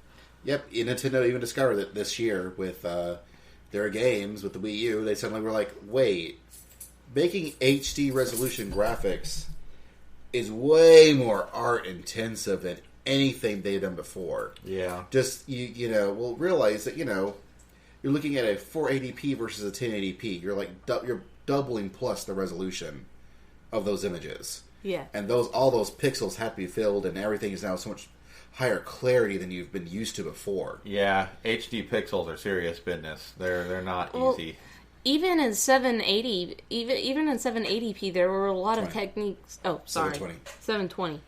Even in 720p, there were still a lot of techniques and things that they did where they were sort of kind of counting on a little bit of the motion blurring to make you not notice some of the imperfections and impurities. Oh yeah, a lot of PS3 games still only go up to 720. Well, so do Xbox games. I mean, in reality, a lot of them aren't even that. They're actually like weird, like 612 or 548. They just stretch out. The resolutions that the game's actually running are not always outputted. I have noticed that Tokyo Jungle, whenever I turn on Tokyo Jungle, my TV informs me that it's switching back down to 720. Yeah, because most games, it's easier to make the stuff in 720p than it is 1080p, and a lot of them will not do it. Most HD games are going to be 720p resolution and are optimized for like 60 frames a second. Yeah. So like having a high hertz TV isn't actually going to help you if for games. It will, just not with your games. Yeah. And it's also a case of, like, unless it's theatrical anime, almost all anime is done 720p. Yeah. Like, even stuff like Crunchyroll on websites, they have a 1080p option just to shut up nerds. Yeah. Like, they're still getting a 720p signal. They're just, it's in quotes, 1080p, unquote. Like, so, 720p, up until possibly this next generation, is still, by and large, the de facto standard. Yeah. Now, if this new generation looks like 1080p is now could become the standard. But the new systems are more powerful because they're having to meet that standard. Well, no, they're brand new. And they're using the latest hardware, and it's big, it's smaller and more powerful and shiny. And we've had like the longest video game console generation, like almost ever. Yeah, like the duration of this current generation of consoles, I remember back when I was working at a video game store and, the turnover of consoles, and we were sitting there going, well, the PlayStation 2 had a pretty long run. The PlayStation 3 has had a longer run than the PlayStation 2, it seems. Well, it did because, the Xbox is like 7 years old. Yeah. The Wii and PS3s are 6 years old, and usually it was a 5-year cycle. Yeah. And Sony's still putting out PS3 games, but they're getting ready for the launch of the PS4 and the Xbox One, and the Wii U came out last year, and we're about to see this brand new thing. And what is neat about console generations that every time there's a new generation, everything starts back at zero. With the GameCube, Nintendo was on bottom. With the Wii, they became out on top. And Wii U now looks like they're going to be back on bottom again. At least as home consoles go. Portables are a completely different story. Yeah. Whereas now the big fight is going to be between PS4 and Xbox One. And it's going to be interesting because the Xbox One, Microsoft announced a whole bunch of crazy things that no one wanted. PS4 then announced said, we're not doing any of those crazy things that you don't want. And now Microsoft, one by one, is saying, okay, all those crazy things, never mind. That crazy thing, never mind. You want to play, any game you plug into the system? Okay. You want to not have to plug your Kinect in anymore? Okay. They finally got rid of that? Well, you still have to buy one. You just aren't required to plug it in. Darn. And this is, I think all this is honestly because I think it was E3 that. Yeah, I don't necessarily like. I think I need to use this term for dramatic effect, even though it's not one I normally like to use. But Sony essentially slut-shamed them in front of the world. And I don't know why you're getting excited over the Xbox, not having that option, because frankly, unless you want first-person shooters, I don't see why you're interested at the moment. Yeah, I honestly think the PS4 is by far the better platform. This past generation, most of the games I wanted, unless they were released on all three systems, or on both the PlayStation 3 and the Xbox at least, or the 360 at least, if it was a game that only came out on one system, most of the time it was on the Xbox. My Xbox 360 got way more play this generation, as evidenced by the fact that I went through 5 of them, like we were talking about earlier. I started that way, but I've seriously drifted to hardcore PS3. Like, there hasn't been an original Xbox game I've cared about in a over a year. It's only, but that's the thing. In over a year, it's only been fairly recently that within this generation, that I've started to care about the PlayStation 3. So, and just like you said earlier, Basil, when you start a new generation, everything goes back to zero. I don't know which system is going to be the system that I'm going to really adore next system yet. All I know is that it is going to heavily depend on what games are out there. And I also don't want a corporation having a camera into my house. Like, I really wish Microsoft would just realize that this feature that they want, that they keep wanting to try to give me, I don't want. Like, I don't want it on my laptops. I always turn off the webcams on my laptops and actually put tape over them. Even my iPhone with its camera, I always set it in places where it can't see anything, or I set it down in different ways, just because I just don't want cameras in my house. Well, I guess my thing is that when we started this current generation before the new one starts, Microsoft went out of their way to obtain awesome Japanese games. They got Mistwalker to make Lost Odyssey and Blue Dragon. Yeah, they got the exclusive rights to to Tales of Vesperia. Okay, and admittedly, I blew through 2 of the 5 Xboxes just on Vesperia alone. Yeah, like early Xbox had some good games like that. Whereas this time, it looks like Microsoft's not doing that. They're not even launching it until next year in Japan. Japan really doesn't like Xbox. They warmed up to the 360 a little, but because of Vesperia. Well, it depends. Like, some aspects of the Japanese really, like the hardcore shoot 'em up fans, really went to the Xbox 360. And the people who are like the reverse of me, the American import gamers in Japan, they like the 360.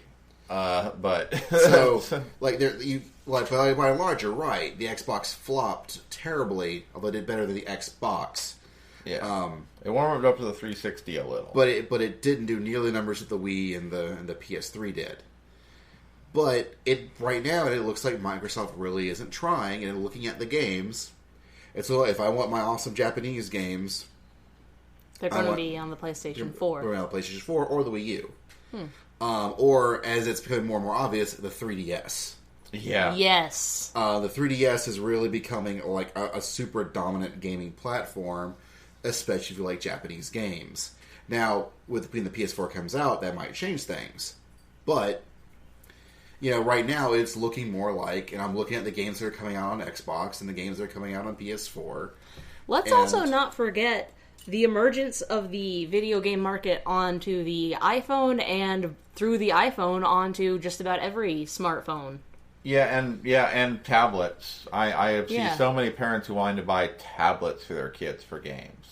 Yeah, I don't like that, so I try not to think about it. But also, conversely, like, I'm looking at this, like, as the informed consumer, I'm thinking the PS4 looks great, but I still hear a lot of customers, like at my Walmart, who seem really excited about the Xbox One.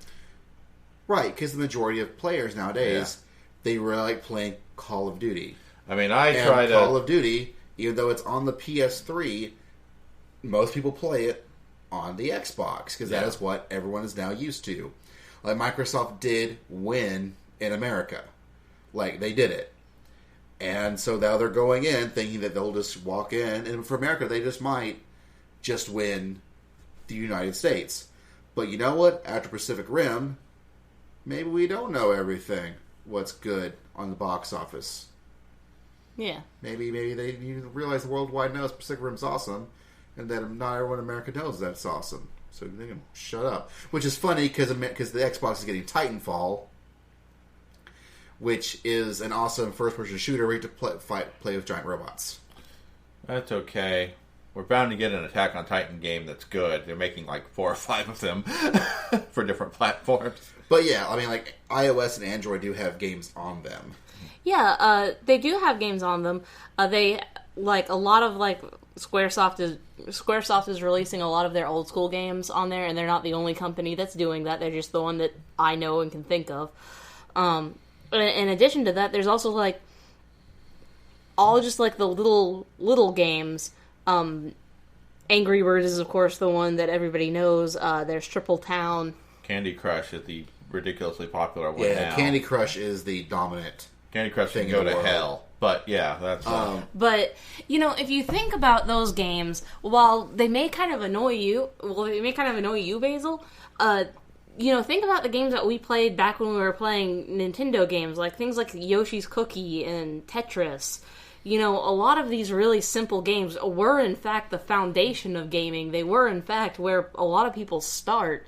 And so I actually think that maybe this big rush for graphics, this big rush for greater and greater stories, almost sometimes seems, while it's something I really enjoy, it's something that almost seems to miss the point of simply a game, and it's something that these iOS games or these app games are getting.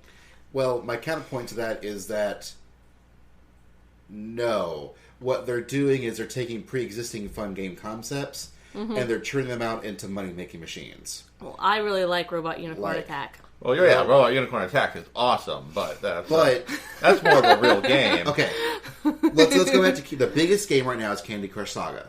Okay, it's a match 3 Bejeweled type game. Okay. Oh, okay. Now, I've never played it. I don't know. Well, that's good. You don't want to. No, because what they do is for the first several hours you play the game, when they get hooked, it's a true match 3 skill based game. Mm-hmm. Then, before you know it, it becomes a pay to win game. Now that's something that is happening that I don't like. I don't mind the freemium games, but the pay to win games, right? But that is becoming a dominant. Like I platform. Played a little bit of DC Universe Online on and off, and I bought a couple of the expansions because I thought it sounded neat what was included. But the game is essentially free.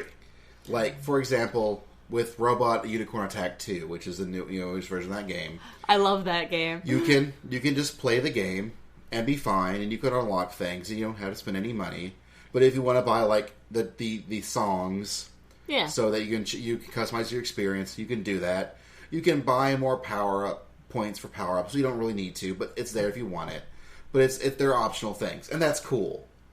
But the dominant stuff is stuff like Tiny Tower, and even unfortunately, like we were playing Final Fantasy Airborne Brigade for a while. Yeah, and that was also really a pay to win game, where in order to like be one of the top people, would actually really start ranking. You see, I didn't have to pay all that much. I did pay like $1, like every couple of days. Over several months, that adds up. Yeah, I guess it does. But I felt like it was. I felt like it wasn't a lot. I was enjoying it. But yeah, but that's the insidious part. Is you're right. You play like every couple of days. You can throw them $1 or $2. Like I thought the thing that made me actually pretty badass in that game was actually just like that I set a timer, and so it was just the frequency with which I just consistently did everything. Yeah.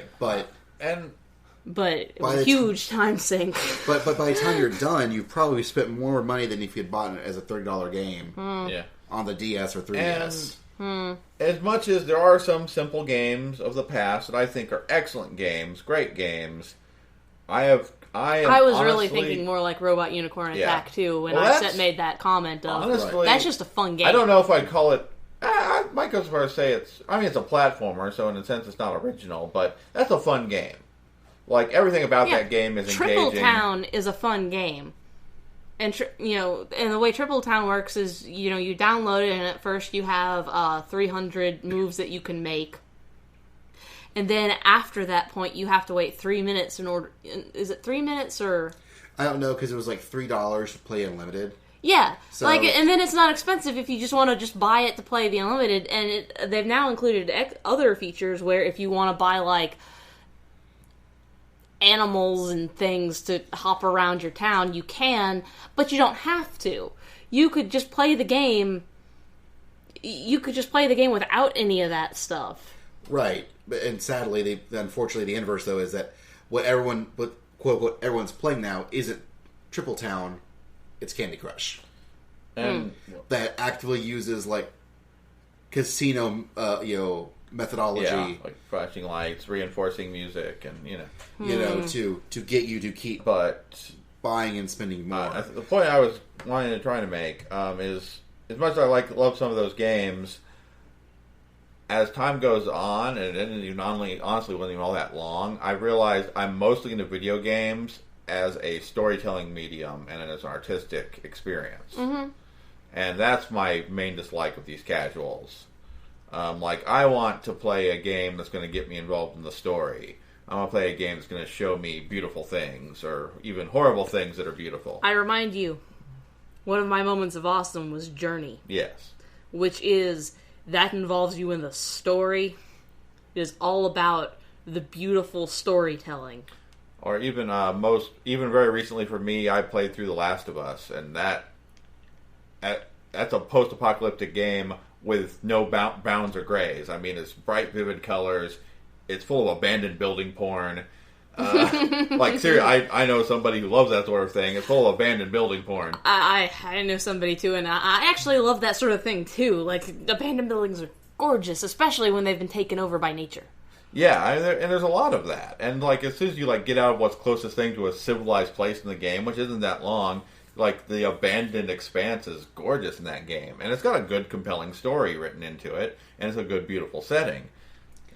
But I guess my point is there are good cell phone games. I'm not going to say that they're not, but right now, but you still have to recognize the emergence of the cell phone as a gaming platform, equal to, well, I wouldn't say equal to the 3DS, but on par with probably what the Game Boy SP was. Well, no, I mean, as far as money being made goes, it far exceeds. Yeah, I mean, certainly the 3DS, cell phone, or Vita, or PSP, smartphones. The problem is that right now it can be a force for good or evil. Yeah, and more often than not nowadays, it feels like it's getting more and more used for evil rather than good. Certainly, the omnipresence of smartphones and even the rise of tablets ownership, it's so easy to it's easy to put games on that. People throw games up on there that are, you can make a variation of the Match 3 or, any things like that. I've seen a few things that are obviously games made from RPG Maker, and that's not necessarily a bad thing. I've played some good games made by RPG Maker. Yeah, I was about to say, I've actually downloaded a few cell phone games that were only $2.99 for this RPG it's short, but it's a fun little RPG. Well, I've seen some that just obviously just thrown together real quick and are okay, this is a thing. This is disappointing now. But, I've also played some games. Like I said, I played some that are obviously just made in... Well, heck, I think the last couple of Penny Arcade games were made in RPG Maker. They had a custom engine to actually finish it, but I think they were literally making the environments in RPG Maker. There are some of the stuff where I don't know how they did it. I don't know how they coded it, because I know I don't know how to do that in RPG Maker. But But, then those were honestly pretty good. But,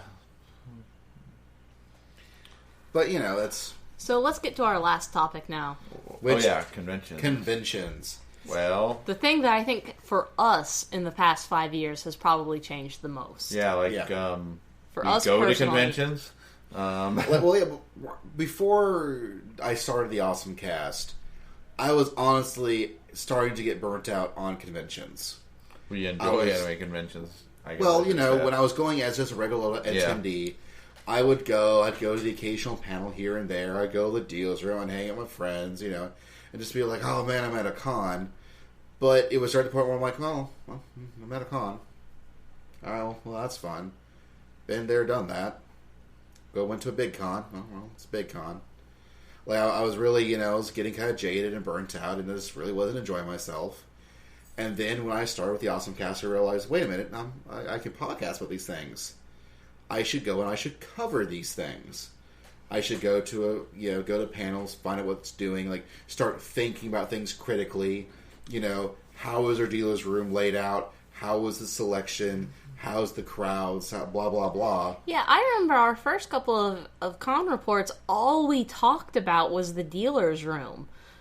That is not it. Like, the dealer's room is one of the things we talk about now, but we barely, like... Yeah, I have actually noticed I have less and less interest in the dealer's room. I'll go through there, but a lot of times I end up buying the stuff I see on Amazon cheaper afterwards. Right. Well, that's the trick, is that, that's one of the things that has changed with anime cons, is that before, even 4 or 5 years ago... That was where you got the deal, was at the anime Yeah, you con. couldn't get it anywhere else sometimes. Yeah, if it wasn't even if like either it was something that you literally could not get anywhere else, or it was something that it was so much cheaper to get it at the anime convention rather than trying to order it or find it or import it. Yeah, now if I buy something for dealer's room, it's either just something that really catches my interest that I haven't seen anywhere else, or it's something that's like an out of print, like Overman King Gainer or Devilman Lady, or at the last this Otakon I got the two Oniami's Pat Labor movies that are like with the booklets and all the extras that were really expensive when they first came out, and I got them cheap. Well, 10 years ago, I would literally... let me take that back. I don't want to say literally that much. I would practically wallpaper whatever room I moved into, like whatever dorm room I moved into or apartment I moved into. My room would be just covered from every exposed piece of wall would be covered in like an anime poster of some way, in some way, shape, or form. And then something like just snapped in my head, and I suddenly decided that, unless that is a painting or something truly beautiful, I don't necessarily want to put it up. I don't want to put it up just because it features a bunch of characters that I like. And that's not... I'm not being critical against anybody who does want to do that. It's just in my house, I don't want to do that. That's kind of funny in my case, where my mom literally stole some of my anime art to just put up where she wanted. I wonder if the reason is because I got a house. Yeah. Well, I think it's a case of... But kind of as that happened, I stopped wanting anime stuff just to have anime stuff. The stuff I wanted from the dealer's room started to be more practical stuff. How can I use this? And in all actuality, there's actually not a lot of really practical merchandise out there. Well, for example, what I ended up buying at Otakon this year was I bought a bunch of different DVDs and Blu-rays that were on, and I made sure I checked on Amazon first before I bought them because I wanted to make sure they were good. I bought a Japanese encyclopedia of all the monsters in Dragon Quest. Mm-hmm. They did, because I thought it'd be a cool art book. I've also noticed that art books are more of a thing that I might buy than I used to. Yeah. And I bought a Mazinger Z figure to use in a tabletop role-playing game. Like, the things I've purchased most lately from anime cons have mostly been kimonos, which I wear. They've mostly been kimonos. Yeah. And I'm trying to think back, and still mostly kimonos. Let's see. I think I also bought some bento boxes so that I could pack my lunch and take it with me. I bought a pocket watch. I bought a messenger bag. Everything I have purchased in the past 5 years, at the very least, has moved towards being very functional. The exception being a figure of Raven that I think you actually got for me. And if I had seen it, I would have bought it. And that's because that's the one thing that I absolutely crazy about. So yeah, I used to be really I guess I still think I am, but I used to be really into the Gundam plastic model kits. I haven't bought one in a real long time. Like, I just haven't found one that made me go, I gotta buy that and put it together. Because, and I just don't really put them up anywhere anymore either. So like my other figures, I sold to somebody else when I was strapped for cash at one point, but that Raven figure I still have sitting up next to my computer because that's where I've got to have it. Oh, and the pencil boards you got me, which I actually use as pencil boards, which is what they're for. But I mean, that's dealer's room stuff. Yeah, and but I'd also I went to panels way more because I want to actually cover things. Yeah, and that eventually got me to start running my own panels. Oh, I had zero interest in American voice actors 5 years ago. Zero interest. Like, no interest in them at all. But now I found it's actually really interesting to talk to them. Well, talk to them, talk about them. I still think I don't have a whole lot of interest in English voice actors, but I've met a few who are really awesome people. Well, that's why I have way more interest in them now. It seems like actually talking to the English voice actors has given me more of appreciation of how many anime fans really do depend on the dubs. It reminded me how much I initially depended on dubs when I was first getting into anime, and a lot of them are just really cool people to talk to, and they just have really interesting things to say. Yeah, I honestly probably wouldn't have been before we actually started people. I've become a big fan of both Micah Solasud and Richard Epcar, who we still need to do a long interview with him one day, like not that little short 10-minute thing we did. Right. He is awesome, but he's like a man of a million bit parts. But I love him now. I love when I hear his voice in something. Yeah. But and just doing panels is a completely different thing that I was used to. Because even like 4 years ago, I didn't do panels. It's only been in the past like 2 or 3 years. It's been longer than 2 or 3 years because you started doing it first, and then I started doing it. Right. Well, I did it the year that Hamicon 1 started. Yeah. At least on paper, I'm about to start doing it. Yeah. That January, I did my first panel in Hayakon. Yes. And so that was my first time doing a panel ever.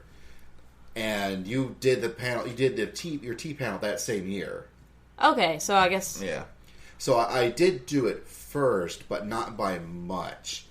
And that was and I did the first on topic anime. Panels, whereas you did do your T-gasms. Yes, my T-gasms. A cultural panel, if you will. Well, that's usually what my panels are more about Japanese historical culture. It's more about contextualizing anime and facets of anime that you might not know because you're not obsessive like I am and research this particular topic. And also I think that's another trick is that as this has gone on, you have moved on just from the purely, let me look at the pretty arts you put on here, while you now are more into the cultural side than you used to be. And I think that has moved over as well. Like before, 5 or 6 years ago, you would have bought lots of different wall scrolls. Mm-hmm. Now you want all sorts of awesome tea stuff. Yes, that is true. As we do this podcast, we're doing this in my house, which is why you heard my dog eating, why you probably hear my cat running about every now and then. But right behind me is my china cabinet, which the first shelf has my china in it. The other three shelves are completely full of my just teacups and teapots, and that's actually not even the teacups that I use on the daily basis. Those are the nice teacups for when I'm throwing a tea party. But you also have sake sets in there as well. Oh, yeah. Yes, I also do have sake sets. My tea ceremony stuff is actually boxed up in my room because I don't want it to get damaged. But you see what I'm saying? That you have stuff on display, but what you've now chosen to display is different than what it used to be. Yeah. And I think that's just more of your general interests have, while you obviously watch a lot of anime and stuff because we talk about it. Yeah. what you want to own has changed. Yeah. Like, for me, for example, I'll still put up posters that I like, but I have to get them framed before I put them up. Yeah. Yeah. Like, that for me has changed. Yeah. But another big change has been I am now, a director at our local Anime Con. Mm-hmm. And y'all are both staff on the local at the local Anime Con, HamaCon. Mm-hmm. And that is a gigantic change. Yeah. From 5 years ago. I do have to say, Basil, and I don't know if you're going to like this critique, so feel free to edit this critique out. Feel free to edit this critique out if you think it's going to be too hard, but it seems a little bit, to me, like 5 years ago, when we first started this podcast, it seemed like you were searching for your thing to show the world how awesome you are. It's a little bit like you were on your quest to try to show, hey, I'm Basil, I'm awesome. And you're my best friend. You are Basil, and you are awesome. But it seemed a little bit like you were starting the podcast partially to show everybody else. But now, here we are 5 years later, you're the director of the local anime convention, you do have a podcast, you go to conventions, and you get me into the sweetest parties at the conventions. I think everybody knows you're awesome now. And I think it's actually not really... And I think the OSMcast has helped that a little bit. But it's been more like doing the OSMcast has been the thing that you did that got your name in the door or your foot in the door. And now you have been awesome. And now you've moved on. So that now you're doing the OSMcast more as and I'm also doing this OSMcast to keep everything on track and to keep everything streamlined. Does that make any sense? It does. I don't know. One of the major reasons why I wanted to do the OSMcast, I've been so gung-ho about the OSMcast, is because I do have things to say. Yeah. And I hope that eventually at some points people would actually like to hear what I say. Yeah. But it came with, before the OSMcast, I've been a fan of anime and video games for years upon years. Yes. Most of them on my waking, cognizant life. And I think that's more what I was trying to get at. More what I was trying to get at. It's that you were trying to leave an imprint on anime culture. But it was, I guess, but it's more of I needed something more than just watching it. Yes. I needed something, not just because I want people to hear me, but because I had things I needed to get out. Yeah, you'd been doing it. Form. You'd been doing it so long. You were the president of the Huntsville, Alabama Anime Society for 10 plus years before you even started the OSMcast. You actually stepped down, not so that you could start the OSMcast, but shortly after. Actually, no, you were still the president of that club when we first started. Right. I did step down to focus more on the OSMcast, mostly because I didn't want to deal with the club stuff. Because I decided that, for a long time, I was, being the president of that club was sort of, the social thing I wanted to do. But then I decided that I wanted to do this podcast because I decided at that point I did want to be more of a critic. I wanted to think about things more than I had before. It wasn't enough to just enjoy something. It was, I need to figure out why I was enjoying what I was enjoying. Yeah, you start evaluating it, start thinking about it way more than anyone really should. Yeah, you needed a venue in order to really get into it. More so than just being the leader of an anime club, because you weren't getting into it to... gosh, this is such a complicated topic. I'm trying to explain it. Okay, it's not that you were the president of an anime club, but you didn't want it didn't seem to me like you necessarily wanted blind followers. You didn't want people who adored you. You didn't want people who hung off your every word. You wanted to get into... And I'm hesitant to say into the industry because it's not so much the anime industry that I think you wanted into, but I think you wanted to get into the fandom industry. Does that make any sense? Sort of. I like, see what you're trying to say. Like, at the same time, you were also tentatively writing articles for various other anime blogs. You wanted just what you said, to critically look at what you were saying, analyze it, let everybody else know what the conclusions you'd come to, the thoughts that you'd had about it, because you had invested more time thinking about it than your casual person. And so you wanted to share those thoughts, and like I said, I think the podcast became the first step, but I think you've moved on in becoming a director of it and in interviewing all these other people, and so I think you're still doing the OSMcast is mostly because you now find it's fun. Well, yes, but I've always thought it was fun. I think you find it's fun. But for me, like, the OSMcast is still very central. Okay. Like, even though I'm because for me, honestly, being director of the Anime Con, or a director of an anime con, is not entirely dissimilar to the whole running the anime club thing. Yeah. Like, honestly, if I were to quit the OSMcast and just did HamaCon, that really wouldn't help me any. Yeah. Like, what I get out of the OSMcast and thinking about things, doing panels helps, but it isn't the same thing. Okay.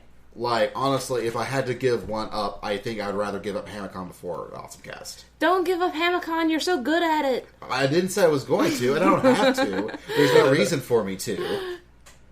But, I feel the OSMcast, for me personally, is still a more important thing. Okay. Than just running HamaCon. I'm not saying that helping to run HamaCon is awesome and amazing, and it's very important, but it's, Again, I've ventured us into, like, a delicate topic, so I apologize for venturing you in there, and you can edit this out if you don't like it. Meh.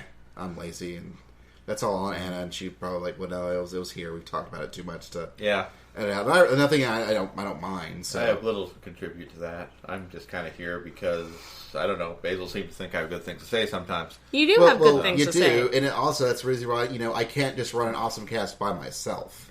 Kevin, there was a reason why when I finally decided to start doing my actual anime panels, why you were the first person I turned to and said, "Hey, Kevin, come help me." And I do apologize that I ended making you put together the slideshow part while I had to frantically run off and go do other stuff. Well, you had a crap ton of panels, and at least I presented you with outlines and research materials and we that I've already done. And we had talked about it some beforehand, so I wasn't completely in the dark of what to.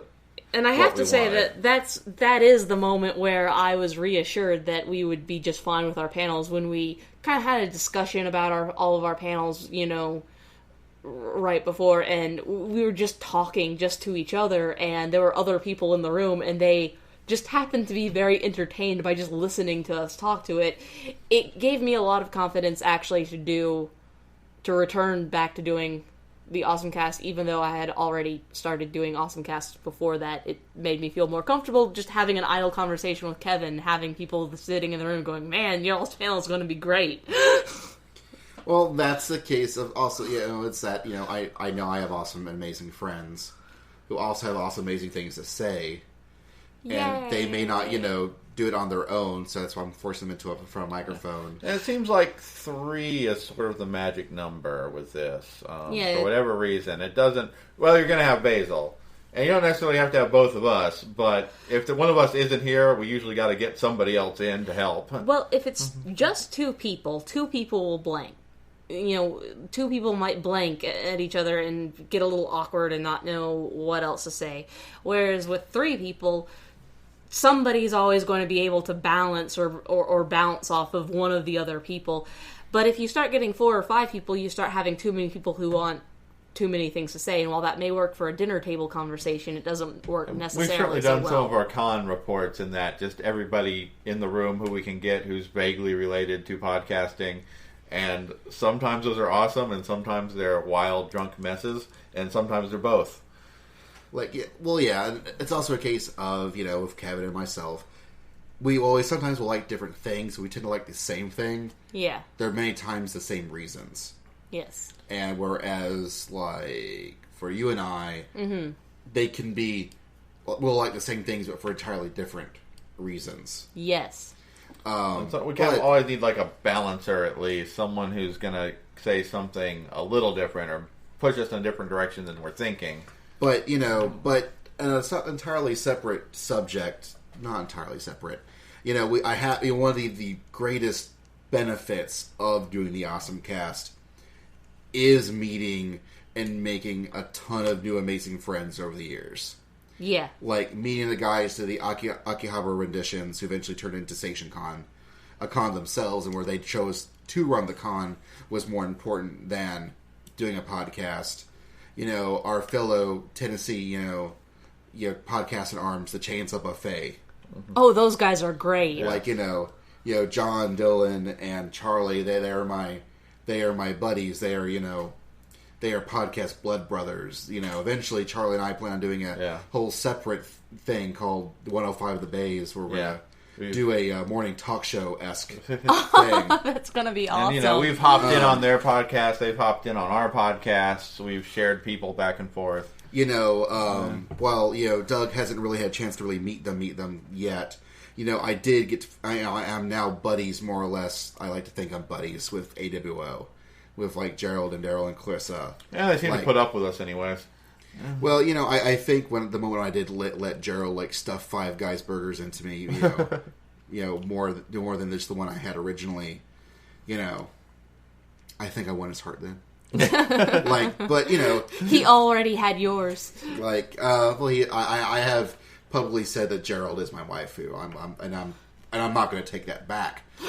But I've gotten to meet them. I got to meet the Reverse Thieves, Alan and Kate, and they're awesome folks. And Alan is one of our big listeners. And believe it or not, it was actually we bonded over Kakaishi.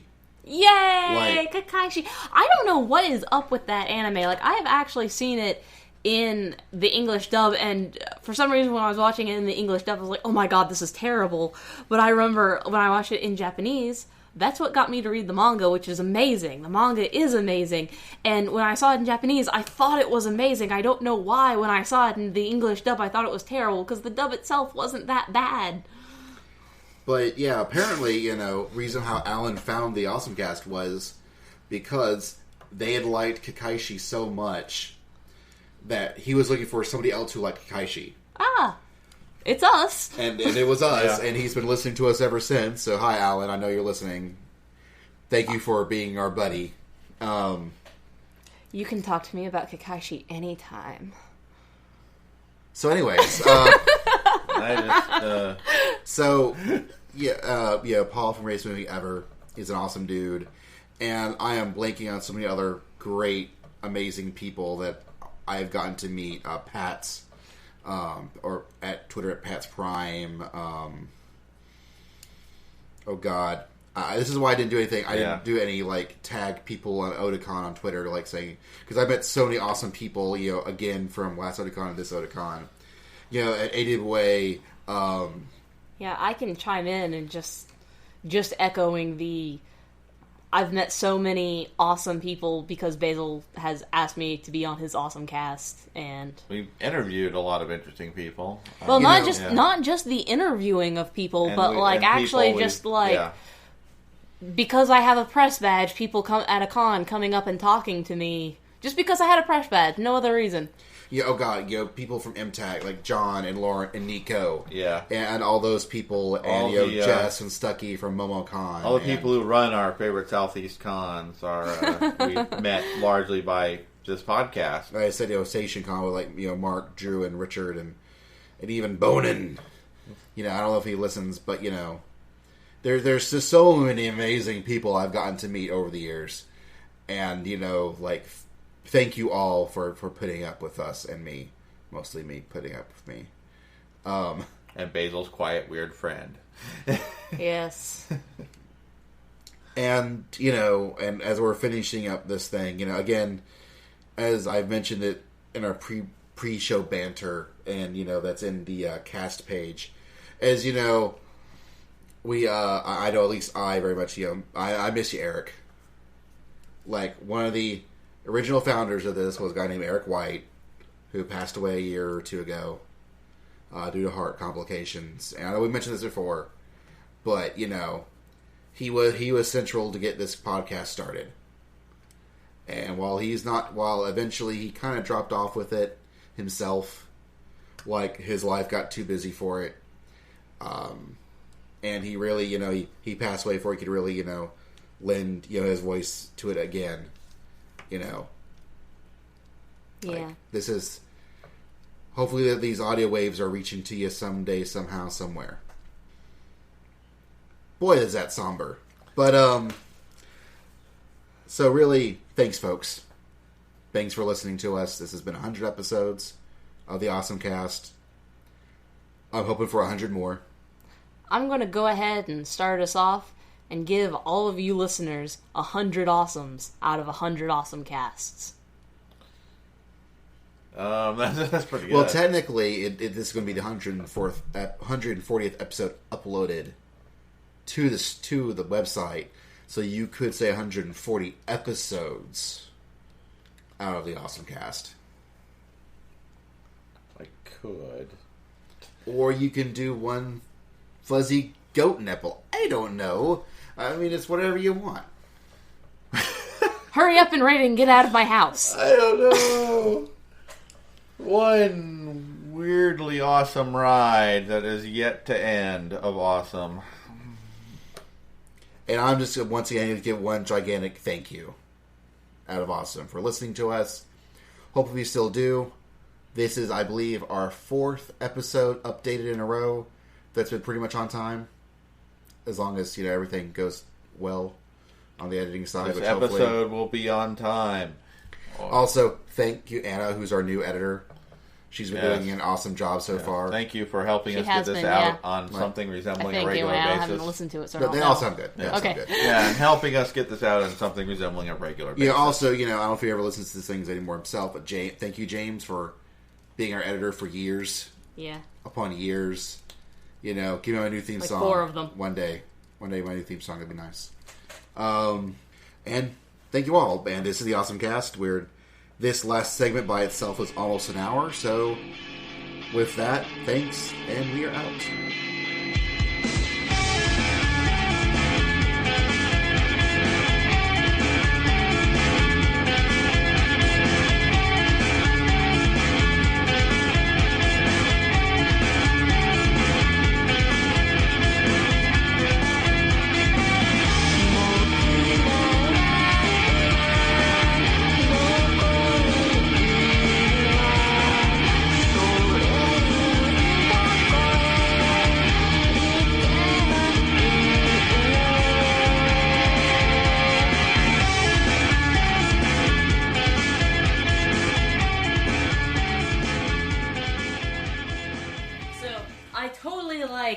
Relate to Salieri. I understand what's going on. That depressing feeling of, man, I'm awesome, but I'm only awesome enough to recognize the awesomeness of others, not enough to actually be awesome.